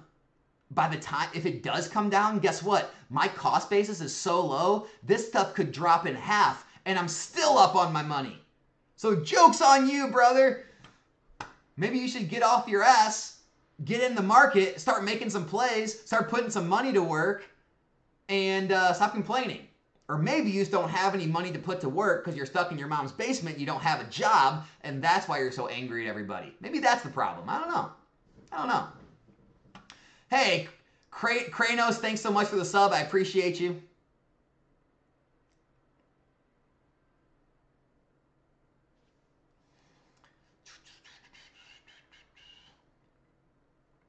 Someone bought 100 cases this morning. A scumbag ruined it for everyone. Is that real? Like, 100 cases of PC ETBs? Did a bot just do that or something? I'm confused. Camran said, how much do you think Twilight Masquerade will grow by the end of the year? I'm eyeing like $200. Unless we get reprint news. If we get a reprint or restock news, it could definitely drop to the 120s, 130s. If it doesn't, it could probably hit like $190, $200 at this rate, I think. But the problem is, these newer sets may take some of the attention away from it and may just stay stagnant. It may just sit at like 160, 170.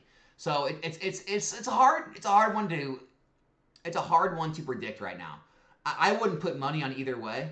I wouldn't like bet on it going to 180, 200. I wouldn't bet on it sticking at 160, 170 because it's unclear how much attention will be diverted back to those sets with Surging Sparks coming out and us only having 2 months till the end of the year. So it's likely it could just not move. You know, I think it'll get there eventually, but maybe not by the end of the year.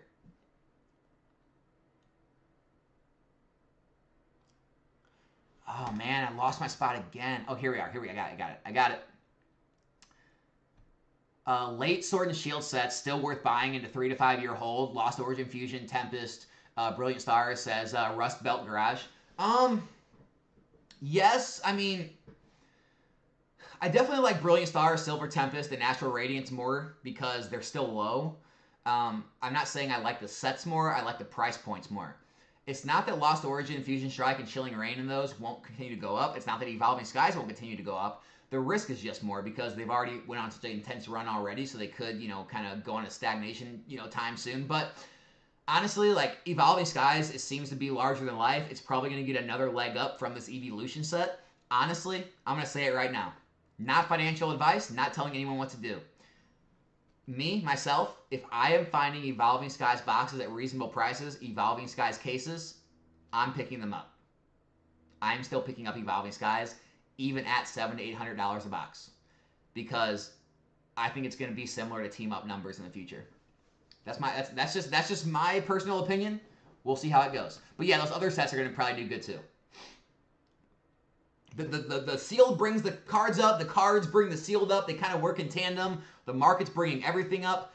Things are just good right now, guys. There's a lot of money to be made. There's a lot of opportunity out there.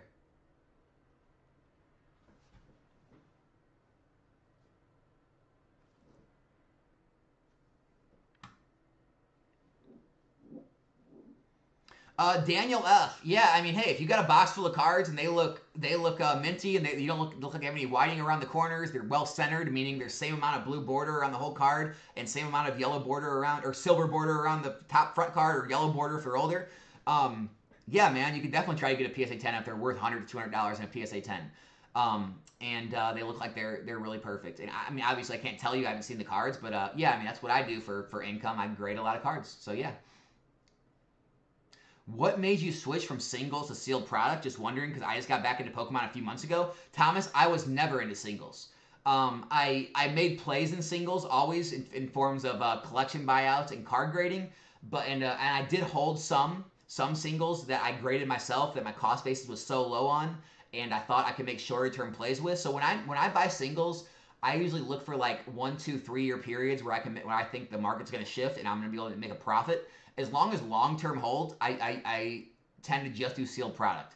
And mostly just booster boxes. Now I'm starting to get PCETBs and UPCs, but mostly all booster boxes. And the reason is 100% of every booster box has risen in value. 100%. Okay? Cards, singles, they're gambles. They're all over the place. It's hard to predict those. Not only that, singles they're not as easy to predict as booster boxes, and they don't continue. A lot of them, most of them, do not continue to rise forever the way these booster boxes have. And I like the fact that there's always less booster boxes out there every single day, but there's always more singles, right? There's always more singles being added to the market through pack breaks. There's always less sealed products that's getting opened every single day.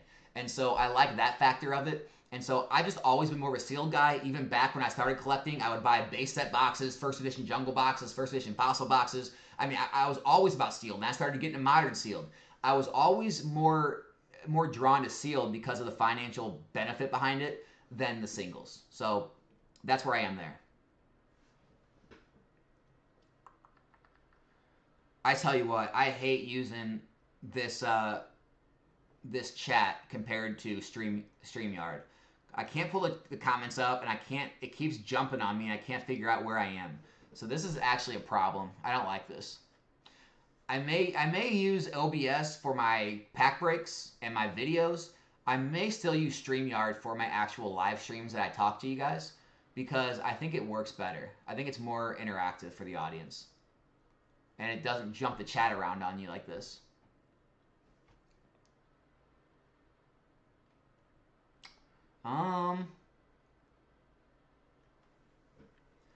If you want to add something to your collection, do you essentially buy it from business inventory at cost? What? Oh, I buy it from myself?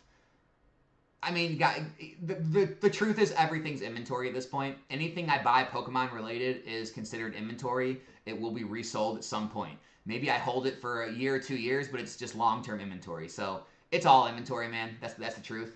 Nikki S says, oh, wait, I already saw that one. Where... Ugh! Getting frustrated with this today, guys. I'm sorry. Greg Thomas, thank you so much for becoming a member, dude. I appreciate you. Appreciate you, brother. What a mess. What a mess of a stream, guys. I appreciate all you guys sticking around today as I try to fumble through this new program. Alex said, Pokebeard video said PC dropped it to 2. Yep. It is limited to 2 ETBs on this set. I think it's the first time ever, if I can't remember. Alexandria said, finally started to buy cases. I love it.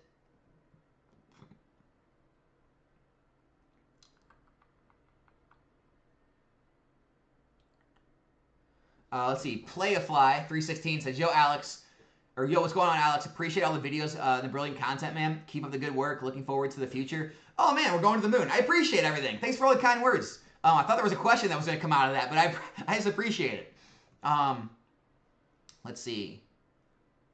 Alex, is it possible to make money in the hobby with only $300 to $400? Absolutely. It's going to be more based on flipping. It's going to be, I mean, you can make money investing that money, but it's going to take time to really grow into substantial amounts. So you might want to start out trying to make flips and make profits, buying collections out at like 70, 60% of market and flipping them, doing the work and making a profit and then using that money to invest. But yeah, you can definitely get started with $300 to $400.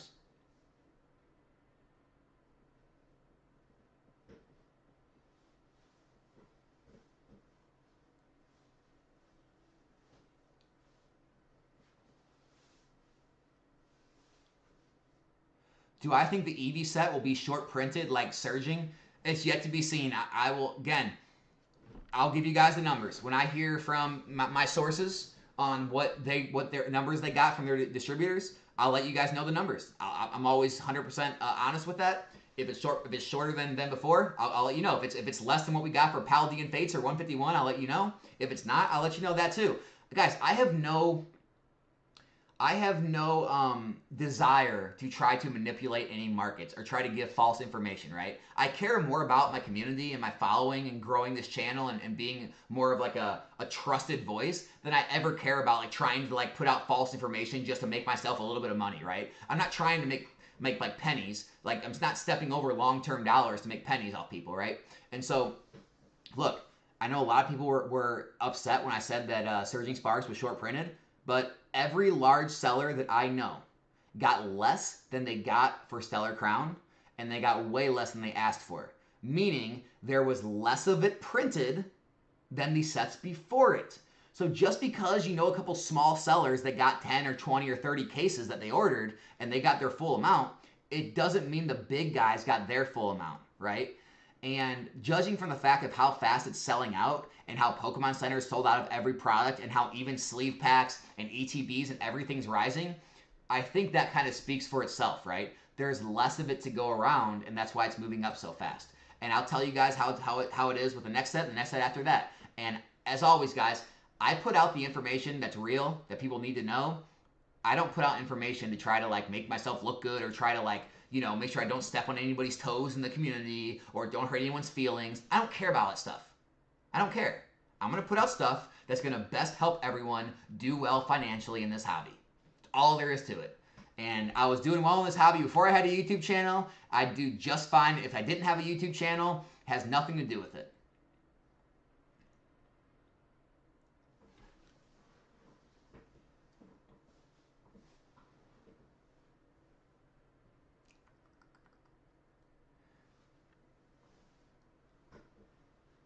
This is hilarious. Every content creator right now basically has to redo all the basics of Poke collecting investing. What do you mean by that, Mega Evo Mart? Expand on that. What do you mean?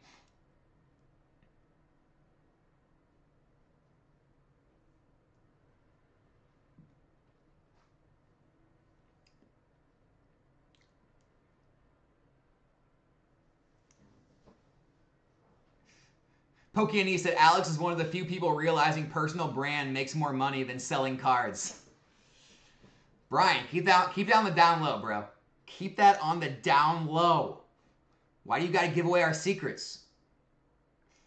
No, I mean, he's right, though. It's just like building building, you know, a place that people can trust for information, for like Brian's done, a site you can trust to buy from, that you know is not going to cancel your pre-orders, not going to screw you over.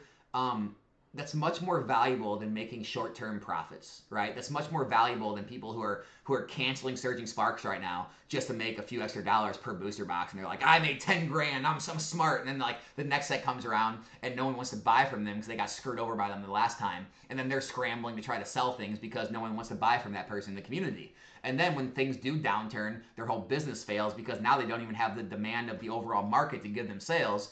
And, you know, or people stop watching their channel because they're consistently wrong or consistently putting out, you know, faulty information just to try to please or appease people, or just like kind of tell people what they want to hear instead of what they need to hear. It's more important to be real. And guys, if you started following me now, you don't understand this.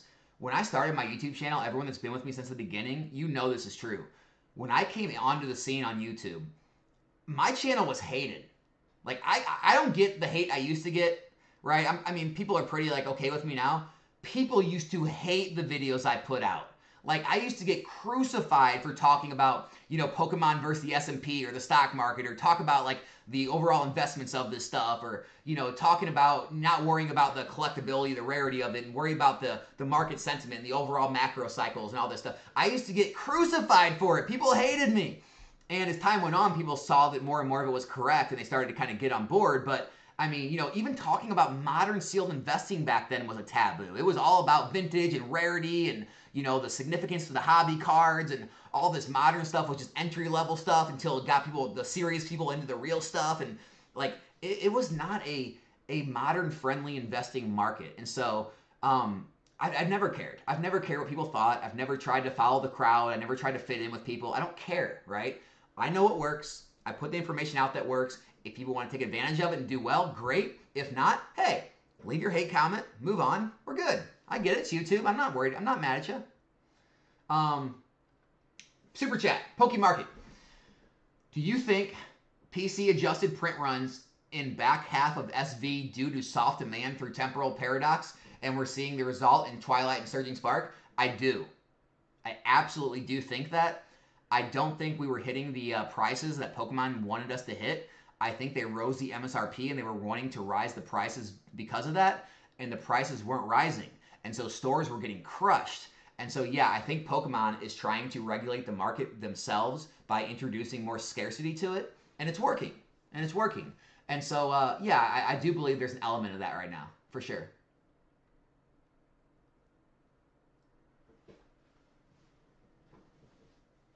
Johnny Blinks, he's still at it, guys. The future of these cards will be scalpers selling to other scalpers at a loss. Just my opinion. I love this guy. I love this guy.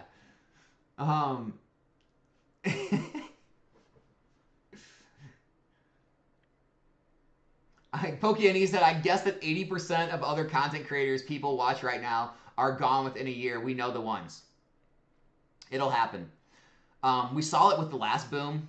When things come down and that euphoria runs out, and people's views drop, because it'll happen. Like, you know, we all know it right now. I know it right now, guys. There's 500 people in here. 500 people in the middle of the day on a Friday. Guys, I know that's not going to last forever. I'm realistic, right? I know there'll come a time when the live stream viewers drop. I know there'll come a time when my channel stops growing the way it is. I understand that, right? Sorry, when I stop paying for bots, right? Right? You know who you are. Yeah, there's a lot of people that when that happens, they'll just kind of close up shop and they'll try to move on to the next craze, right? To the crypto craze or the stock market craze, whatever else is going on, right? But, yeah, Brian's right. Like, it's happened before. It'll happen again. A lot of the people just jumping on the bandwagon for the quick buck, they'll be gone just as fast. And the people who stick around, they'll be the ones that continue to build their net worth and build their quantities. And, you know, when the next boom comes around in another 4 years, they'll be the ones making all the money again. And it's just the same cycle again and again, guys. Nothing's new. Nothing changes. It just, the people, the names and the faces change. Nothing else changes.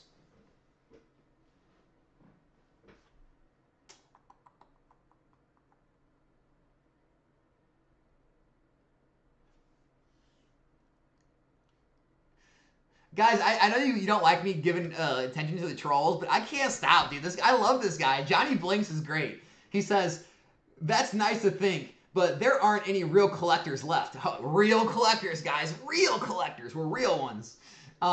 It's just 30-plus-year-olds coming back for nostalgia. Kids today won't have the same nostalgia because there's no cards. God, man.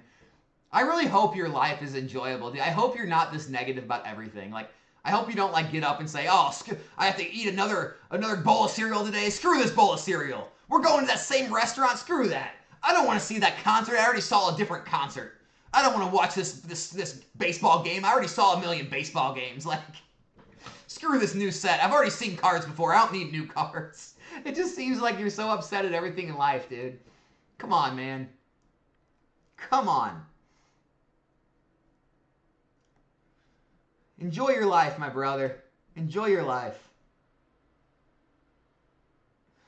Gosu Gary, only have 8 cases of Sword and Shield. Better to sell booster boxes individually or sell as a case. Pros and cons of each. 8 cases. I would say if there's a case premium, obviously it's better to sell as a case. If there's no case premium, it still probably makes more sense because it's easier to ship, and as long as there's enough buyers right now to buy it and you want to sell it, obviously, it only really becomes a factor if there's not enough buyers and the price point gets too high and it's easier for people to digest, like by single boxes. That way you can sell by single boxes. But what I would always do is start out by cases, and if they're not moving as fast as you want them to, you can always, list them as boxes. You can always break them down. Just remember, you can always break things down. You can't put Humpty Dumpty back together again. So just always make sure of that before you make that slit on that case. You can always go back. You can't go back. You can always break down.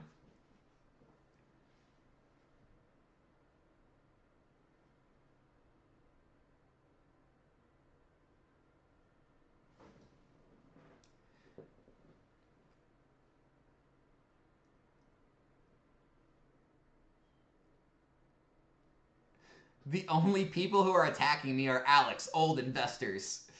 I mean, dude, you can like it or not, but investors run the hobby as much as the collectors do, as much as the pack breakers do, as much as the game players do.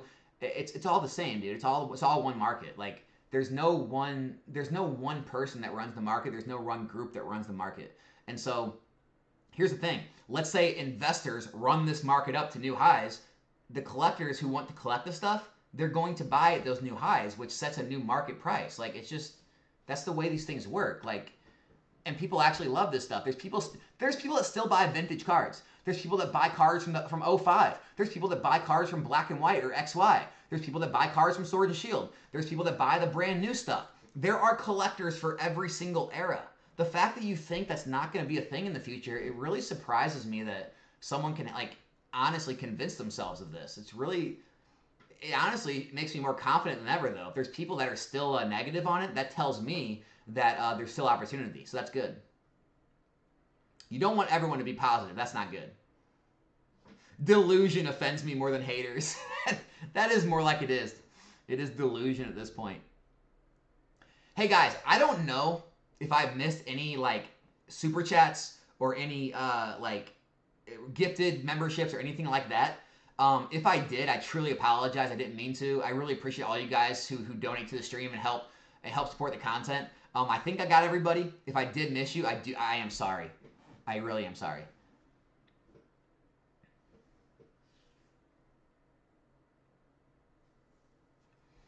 Oh, Johnny, dude. No, you're good, man. This is good. I like this. He said, I've actually been subbed to the channel for months and I like it, but if you're going to come at me and having an opinion, I'm going to bite back. That's what we should do. No, dude, don't. Let me be real with you. I want this. I want this back and forth. This is what this community needs. All right, let me throw some more truth at you. This community is full of way too many soft people that can't take a debate or an argument, and they can't take criticism, right? This is exactly what this hobby needs. Honestly, I wouldn't mind bringing someone like you on camera and doing it in person, like on a live stream. Like, we need more debates. We need more honest discourse. Screw it. In this country, we need more honest discourse, not the pandering to both political parties or, the CEOs pandering to their lobbyists. Or we need just honesty.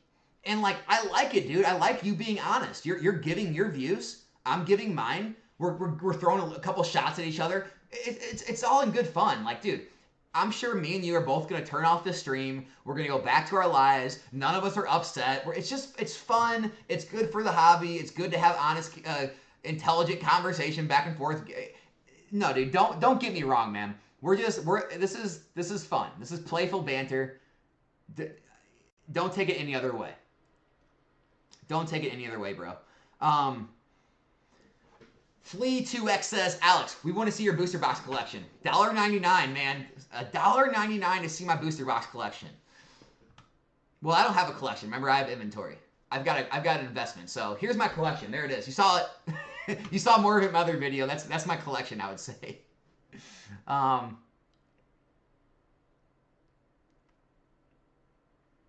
Is that a Dragon Ball VHS collection? Yeah, so I have every Dragon Ball Z and every Dragon Ball Z VHS tape in both uncut and the edited version that was on like Toonami back in the day. So I have the complete art collection of both. I've got all the movies. I've got all the Dragon Ball original DVDs, the Dragon Ball GT original, the Dragon Ball Super. Yeah, so I'm a bit of a Dragon Ball collector as well. So yeah, I do have all of that.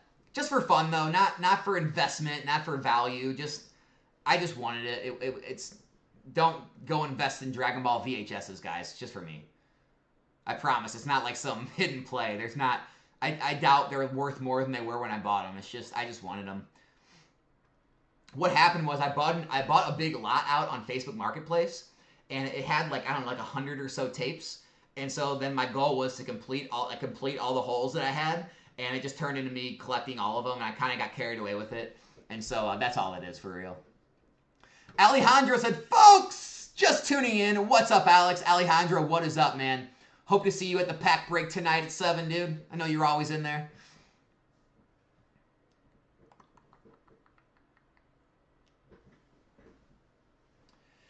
Johnny said, I'm not real involved in content creation, but I'm down to discuss it. Good to hear, man. Good to hear.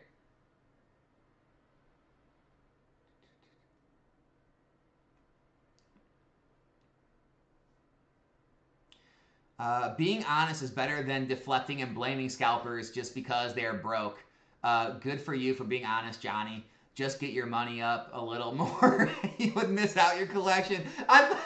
Dude, I didn't even mean for that to be a troll. I thought G was being like honest and sincere, and then that last sentence, just get your money up a little bit. Why do you have to throw that at him, man? I thought we were back to being nice and humble, and nope. Get your money up. It's hilarious.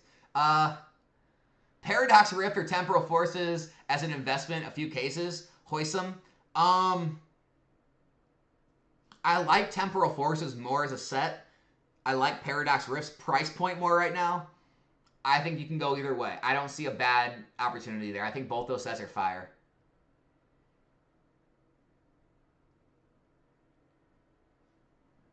I can't believe collectors still use the word scalper anymore when it comes to the hobby. The lack of self-awareness is astounding. Yeah, it's anything that you can use to like tear down somebody's character, right? Like, you know, scalper or like evil flipper or a market manipulator, causing buyouts, like you know, anything you can do to try to like tear someone down. I think people create words for because it's easier than just, you know, accepting what it is. I think it's the best way to put it.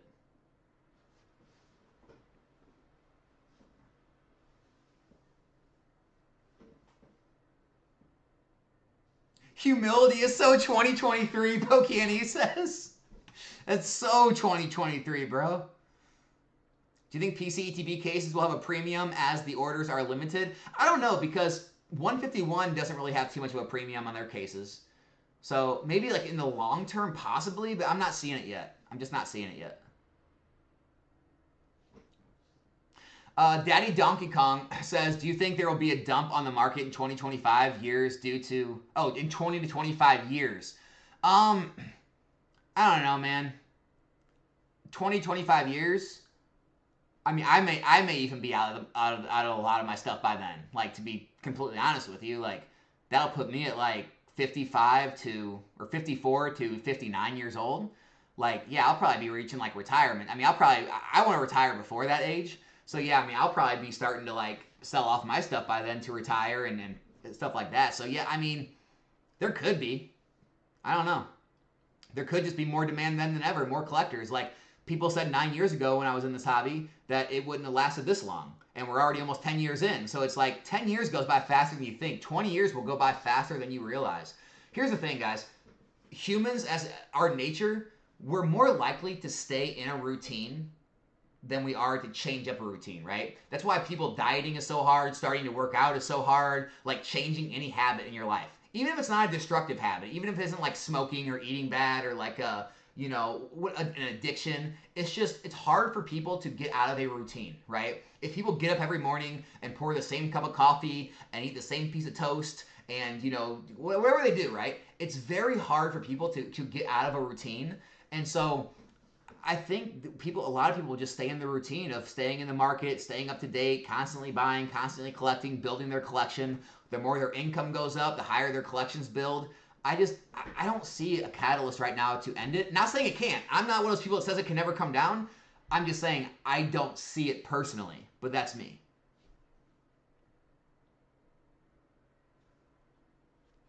My thoughts on Stellar, Mazzy? I know you were pretty high on it before. Are you still? I know you said the set size doesn't matter. Yeah, so no, Stellar's underperforming what I thought.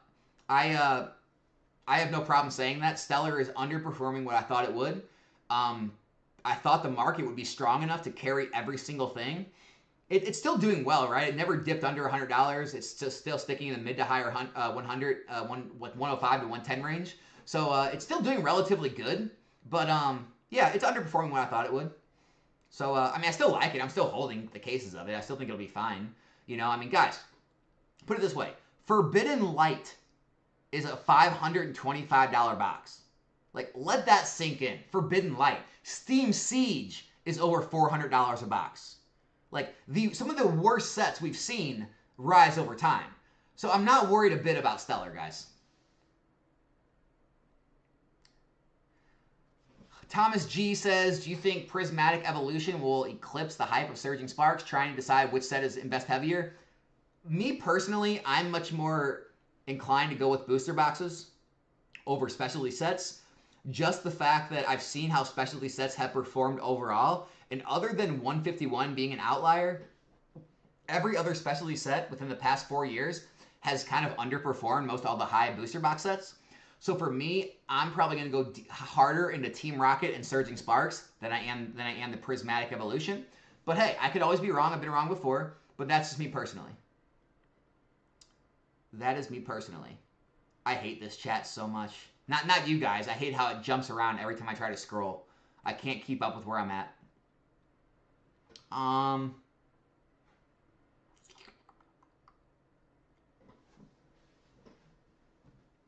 Is this my first time buying less than a sealed case of PCETB? Right now it's looking that way. Unless I can get some more orders in later today or tomorrow. I mean, it's looking like that's going to be a reality, isn't it? And I'll just have to move on, lick my wounds, and come back another day.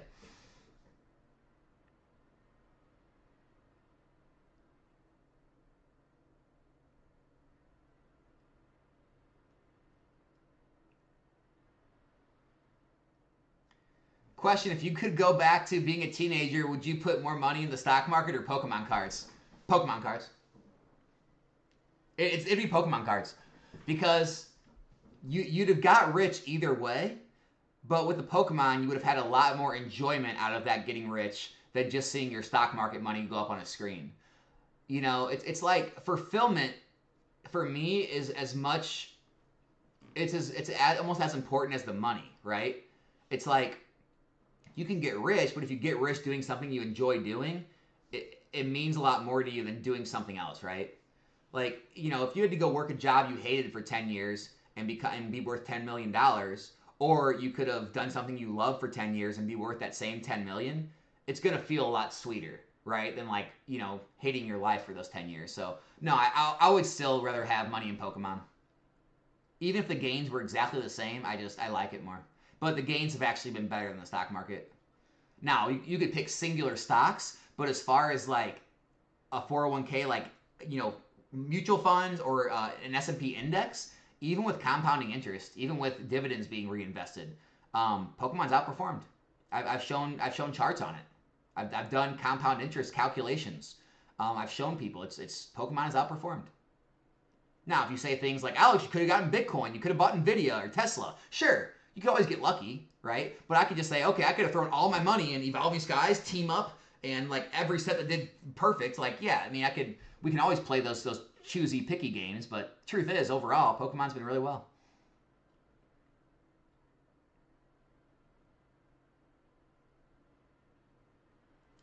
You guys are all going back and forth with Johnny. I'm not gonna go any deeper into that. I get where he's coming from. It is what it is.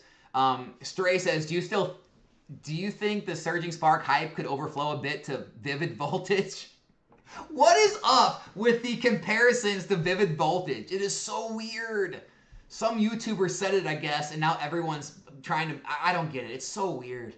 The logic is new people get into SS and look for cheaper sets.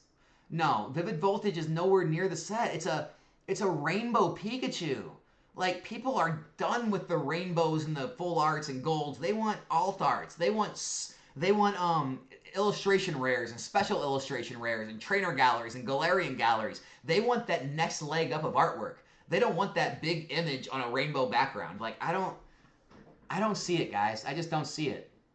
I see interest continue to go back to, like, you know, things that are unique, like tag teams. I think those will continue to do well, right? I think alt arts will do well. I don't see like a full art doing great or a rainbow rare doing great. I just don't think it doesn't have a good enough art for people to want to go back to and collect, I don't think. But again, I've been wrong before. Don't just go off what I say. I say that all the time. I always got to give you that disclaimer. Do I think Twilight Masquerade's a good investment? No name Johnny. At the current price, it's dangerous. I'm going to say that. At the current price, I think it's dangerous. I'm holding, but I'm not buying more.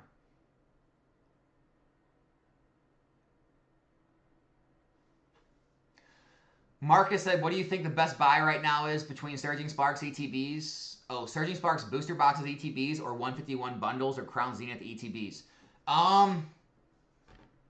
Depends on the time frame, Marcus. I think for the time frame, Surging Sparks. I think Surging Sparks booster boxes are going to run up to $200. I truly believe that.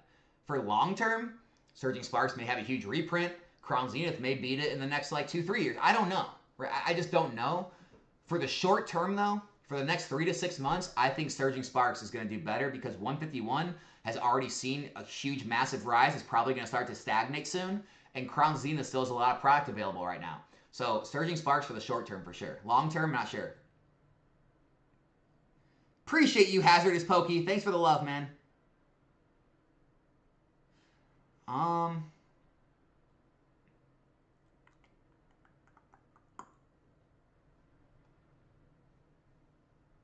Man, how long have we been going now? What are we at, guys?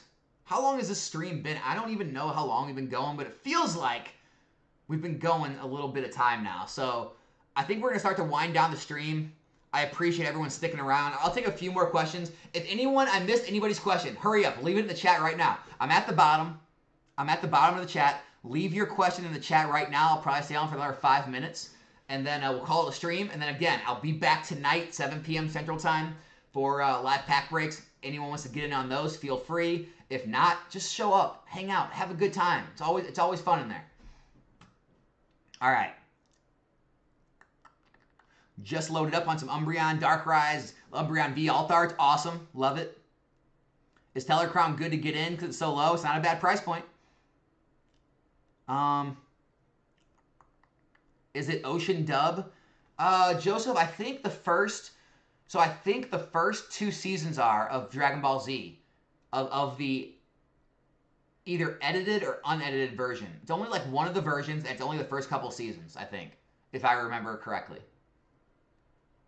After that, the Toonami or whoever, Funimation took over, whatever, because the music changed and all that good stuff. There's no real point in buying anything new besides Prismatic and Rocket, fellas. That's what Spam Tonto says, not me. That's his words. Thank you, Alex. I just went into major debt to make it big. I hope not, man. I hope not. Time flies when you're having fun, Miss Jenna. I agree. I was shocked at how fast Surging Sparks sold out. I was more shocked at how everything sold out in Pokemon Center. I was shocked at the booster boxes, the sleeve blisters, and the bundles selling out with the PC ETBs. Because let's be honest, the PC ETBs go out of stock almost every time. I was more shocked at every product going out of stock. That was pretty scary. And that's what people didn't understand about my video. That is not normal. The PC ETBs going out of stock and then coming back in stock at release is normal. Everything going out of stock is not normal.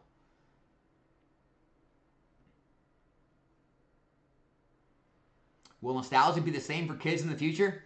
I don't know. You'll have to ask kids now. I really don't know. I'm not a kid, man. Yes, they are limiting it to 2 ETBs. We did talk about that. The Prismatic is being limited to 2 PC ETBs right now. And yes, we are having problems ordering them. It is hard to get an order through. The site keeps going down or crashing or not taking orders for some reason. I do wish Pokemon would do serialized cards at some point. I don't know how they would do that. If they would have to do like a collector box type scenario like Magic does, so the other boxes could still be cheap enough for like the players and casuals to get. But I would like to see eventually a higher tier of collectible for collectors, because it's kind of sad that Pokemon sets have cards that are worth like less than $100 at their main hits.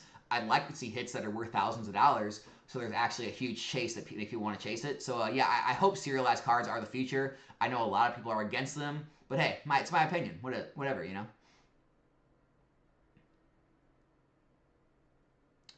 Alex, what are your thoughts on selling through PSA after grading with them instead of selling yourself? It depends on the price point. If the cards are too low value, you're gonna get crushed on fees. I would rather just have them shipped back to me and sell them myself or hold them. You know, if you're at the tiers where it makes sense, it can make sense. It just depends, man.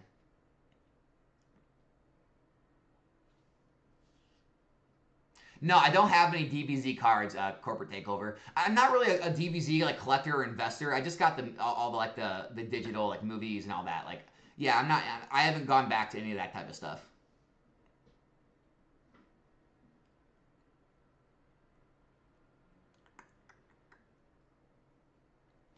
Thoughts on the Eevee mystery box coming later? Yeah, I don't know. I know they made that first mystery box and it was just junk. It's like a few packs and a bunch of like tchotchkes for kids. Like, it might be cool for a kid to open on Christmas, but if it's anything like that other mystery box, I think PokeRev opened some of them. It's kind of trash to invest in or like to buy, but maybe it's cool for kids for a Christmas present. I don't know. I don't know what Pokemon's going for with those things. They're not good mystery products though, in my opinion. Um,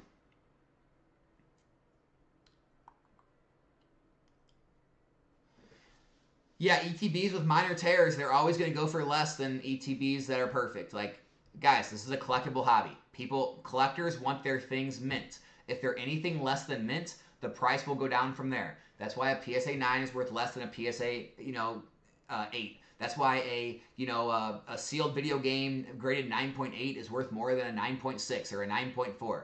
People want their things as mint as possible. Anytime you start getting dents or rips or anything like that, it is going to affect the price. That's always going to be a thing. Just all you have to do is ask yourself what you want.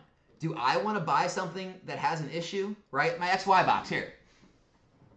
Right here. Do I want that on the box? Do I want that hole on the box? No, I don't want that. And I would happily pay more for a box without a hole on it. But because it had a hole in it, negotiated a lower price on it, and I got it. And it made sense for the price point, but I wouldn't pay full price for that box. I definitely wouldn't pay full price for it. And that's the honest truth of a collectible hobby. And it's not always your fault. It's just things happen. Or it's not the person who sold it. I mean, it's just like, it just is what it is, guys. Yep, yeah, the Master Ball gimmick's coming back. I know a lot of people like the Master Ball, so that'll be good for the set for sure. Yeah, guys, I think that's it. I think we're going to end it there. I appreciate all of you guys showing up today. I know we had 400 to 500 people in this live stream, which is massive for a middle of the day on a Friday. I appreciate all the support all of you show for the channel. Thank you for everyone's super chats, everybody's membership gifts. I hope everybody thanked everyone that gave them a membership. Be back here tonight at 7 p.m. for the pack breaks. Have a good time. As always, I'll keep the content coming. I'll try to keep everyone up to date on any news or any of my thoughts on what's happening in the market and try to help everyone navigate this as best as possible. And as always, guys, if you have other questions, just leave them in the comments or reach out to me. I'll try my best to get to you and let you know my thoughts on it. But the last thing is, just remember, I'm just one person. Anyone you ask is just one person. It's just one person's opinion.